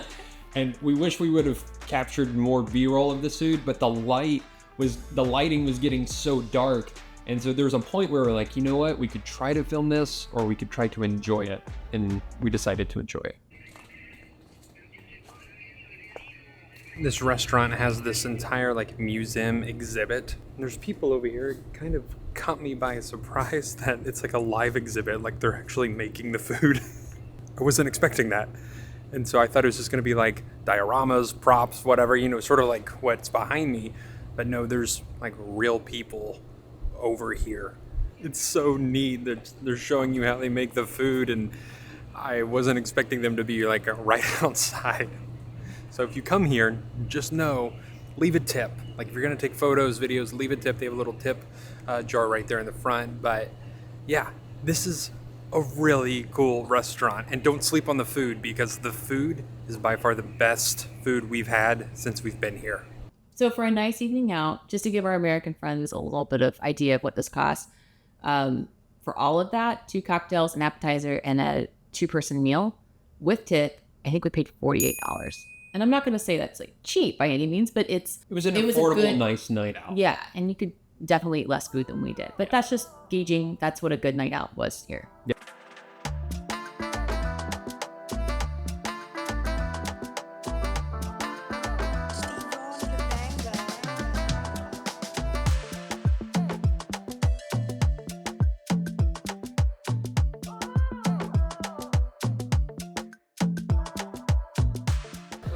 good coffee. But not only that, we found coffee that gives back. So their coffee uses Mexican beans, and then the Mexican beans that they roast, they give back to some of the communities in more impoverished areas of Mexico. So they actually work with a few different companies, but one of them that caught my eye was World Vision. I know World Vision from back home, and it was right on the coffee bag. I was like, that's cool. And then not only that, but the coffee, I could pick up the notes in it when I smelled it immediately. Like one of them had honey and bourbon, and like instantly I smelled sweet honey. And then another one was notes of chocolate, and it almost smelled like a chocolate bar, like it melted in the coffee. It smelled so good.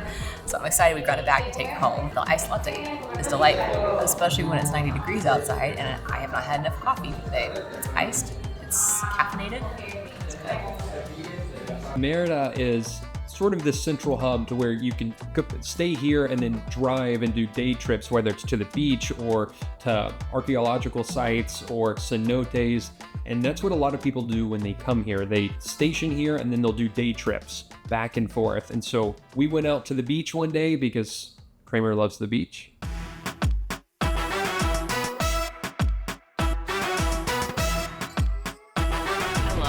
love the sunshine and the ocean. We always like to bring the GoPro to the beach because sand always gets into our nice cameras. So if the wind is really bad, I'm sorry.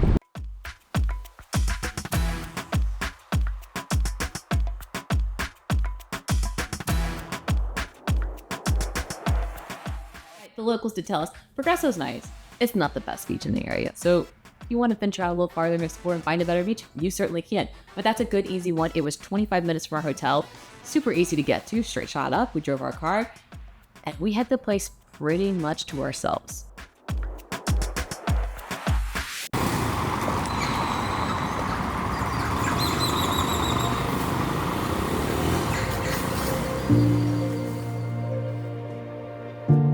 So Merida is a beautiful little town. I say little because it feels little compared to Mexico City, but it's still 1 million people. It's a beautiful town, and it's sunny and it's warm. It has that dizziness if that's what you're looking for, but it's a beautiful place to come and learn and experience and taste. And that's how we ended up in Merida.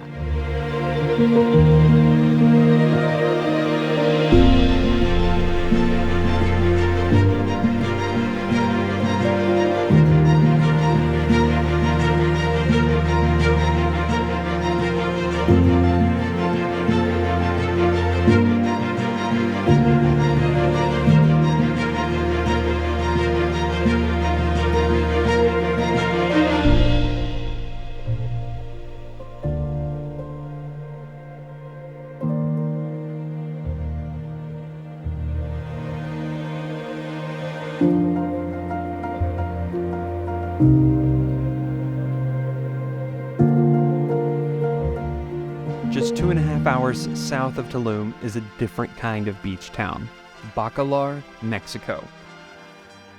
Or as many like to call it, the Maldives of Mexico.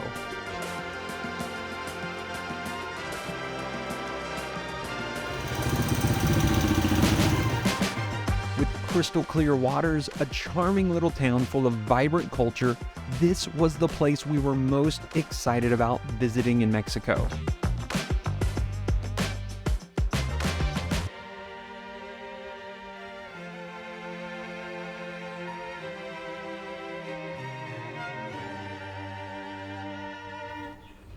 We're in Bacalar today. Today we're taking a sailboat tour of the lagoon. They call it the Lagoon of 7 colors, I believe, because there's all these different shades of blue, and it's beautiful. It is not salt water, it's fresh water actually. So no sharks, but there are crocodiles, supposedly.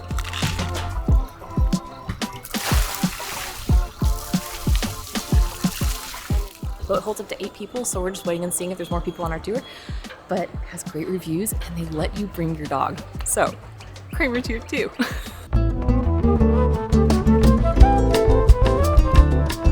Tours from 11 to 2, you are not allowed to wear sunscreen in the lagoon. We are layered up as much as possible for swimming because we'll fry. We're gonna burn to a crisp. We've been like staying in the shade for days because we know inevitably we're gonna get a little bit sunburned today. We're gonna do our best, but it'll happen. Found this cool Pink Panther shirt. I'm really proud of it. And I'm wearing camouflage swim trunks. So just in case you were wondering what I was wearing today. Feeling good. My goodest stat. Here?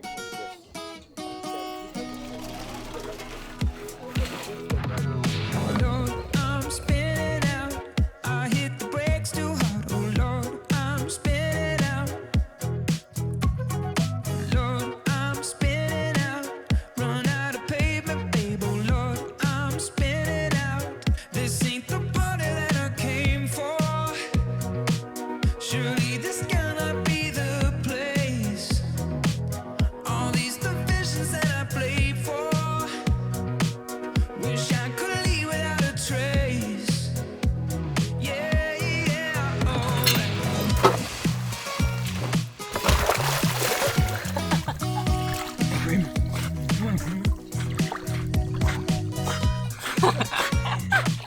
Where are you going, buddy? I was like, come on, go. I got you. Take a breather, man. He's out of breath. You're doing good. He's not really sure. He's never just been dropped in the middle of the water like that. He's always eased in. He's not a jumper. He's a wade into the water.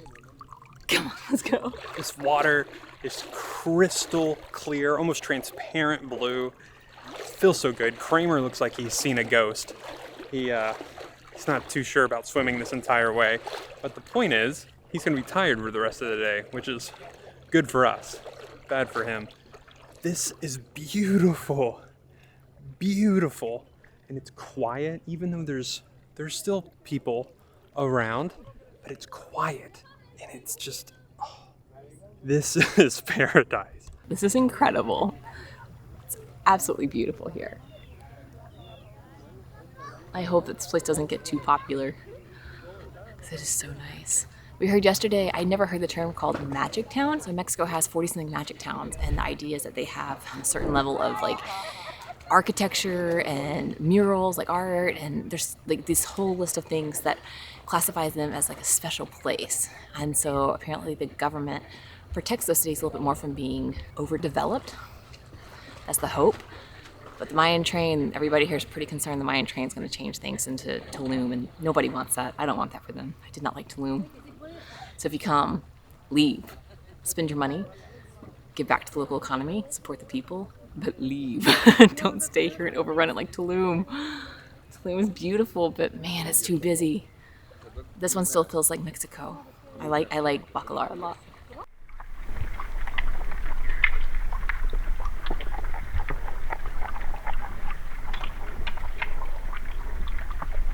Okay. Kramer. It feels so perfect. I don't know what his deal is.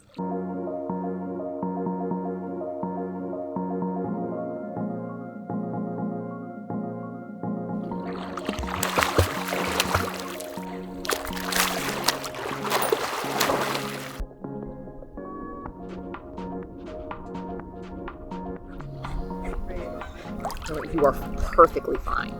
I don't know why you're being dramatic. He's like slinking out of the ground. He can fully stand here.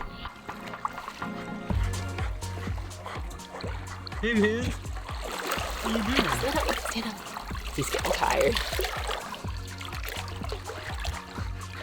I feel like I'm babysitting a toddler. We didn't bring his life vest, so I'm being extra careful with him. He's either swimming, standing on his back legs, or I'm holding him because he doesn't quite touch. You serious? He's sitting on my lap like a child. He's not a child. He's a dog. I get that. He doesn't know the difference. We would just sit here all day.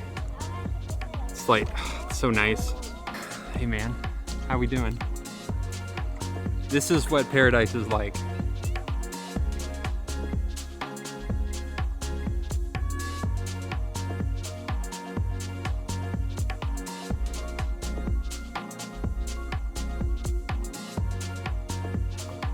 So usually the boats have like 8 people on them, is that right?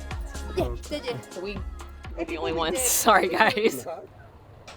I'm in Mexico.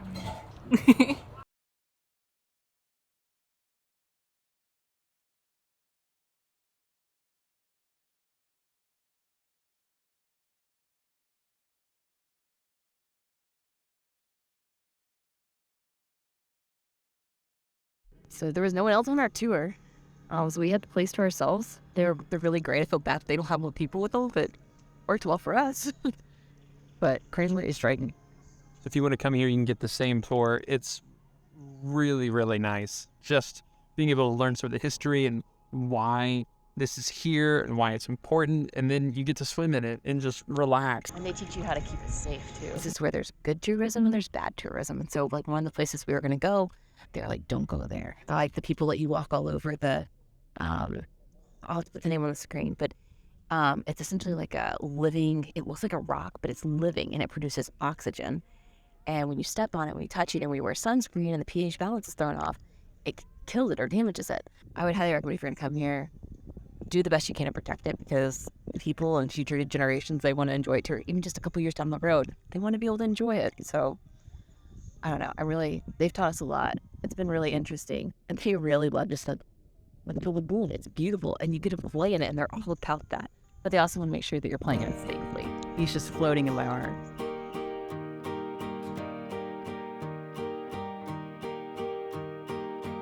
I got thoughts that creep in every day, things that go bump in the night, but you say I'm beside you.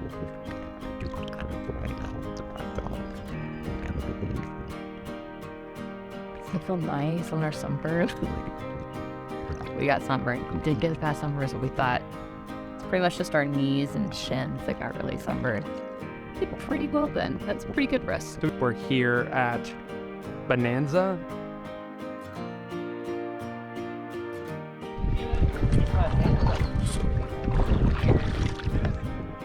I like this. This is good.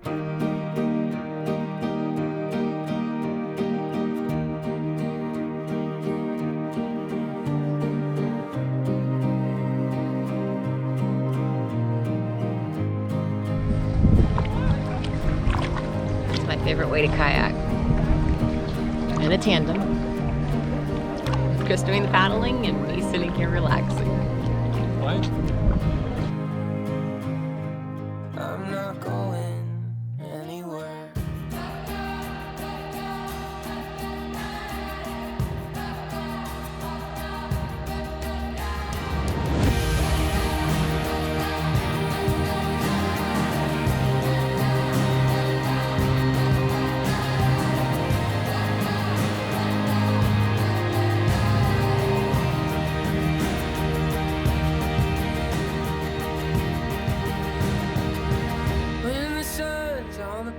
Sinking low, I'll strike a light in the night so you know I'm beside you, and I'm not going anywhere. This is paradise. This is the place I was most excited about, I feel like. I don't know. I really was excited about Merida because I thought we were going to love it. Like I thought it was going to be a city, so it was going to have a lot to do and a lot to see and learn, and it did, and I loved it. And so I feel like that met my expectations. Yeah. And then we went to Tulum, and I thought I was going to absolutely love Tulum because everybody talks about, oh, you're going to go to Tulum and love it. We have friends who go there multiple times a year, and it's just not our speed. It's their speed. It's not necessarily our speed, and there's nothing wrong with that. I'm sure the places we love, they're not going to love. But Bacalar is one of those places that we really wanted to check out because it intrigued us. But we're like, is it really going to be as pretty or as nice as what it looks like in photos? Because we've all been to those places where you see it in photos and it's not what it looked like in photos when you get there. But this is not over editing photos or videos. This is truly Gatorade blue water. It's beautiful. It lives up to the hype. It does. But there's not a lot of hype. That's the beauty of it. Shh. Make sure you give yourself enough time to get the kayak back in time. Cutting it very close. We're gonna make it. But beautiful. I wish we're getting it back 15 minutes before it closes. We should have done more time here. Yeah. So pretty. All of Bacalar is lovely. I can't get over how quiet it is. Because even when I'm kayaking down the Tennessee River, I mean, it's so loud. Cars passing by or boats. Here, there's nothing. Well, there's a lot of tourists screaming behind us, but other than that, there's not much. Beautiful. Truly beautiful. Is this my favorite place in Mexico? Is this your favorite place in Mexico? Yeah, I want to come back. This might be our favorite.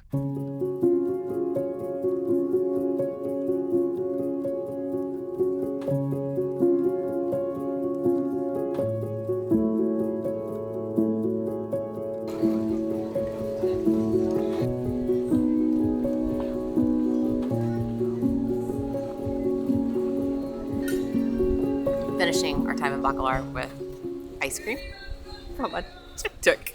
It's like being home. It's organic, and I think it's vegan. We're not vegan, but it's good. I got dulce de leche, and he got banana Oreo, I'm guessing. Good night. 6 months, countless miles, and more memories than we could have imagined. This has been our time in Mexico. From deserts to jungles to vibrant cities to quiet beach towns, this country has shown us so much, and honestly, we've barely scratched the surface. Mexico's been more than just a stop on the Pan American Highway. It's been an adventure, a challenge, and a reminder of why we chose to take this road in the first place. But now it's time to pack up and see what's next. So, thanks for riding along through Mexico with us, and we'll see you in the next chapter.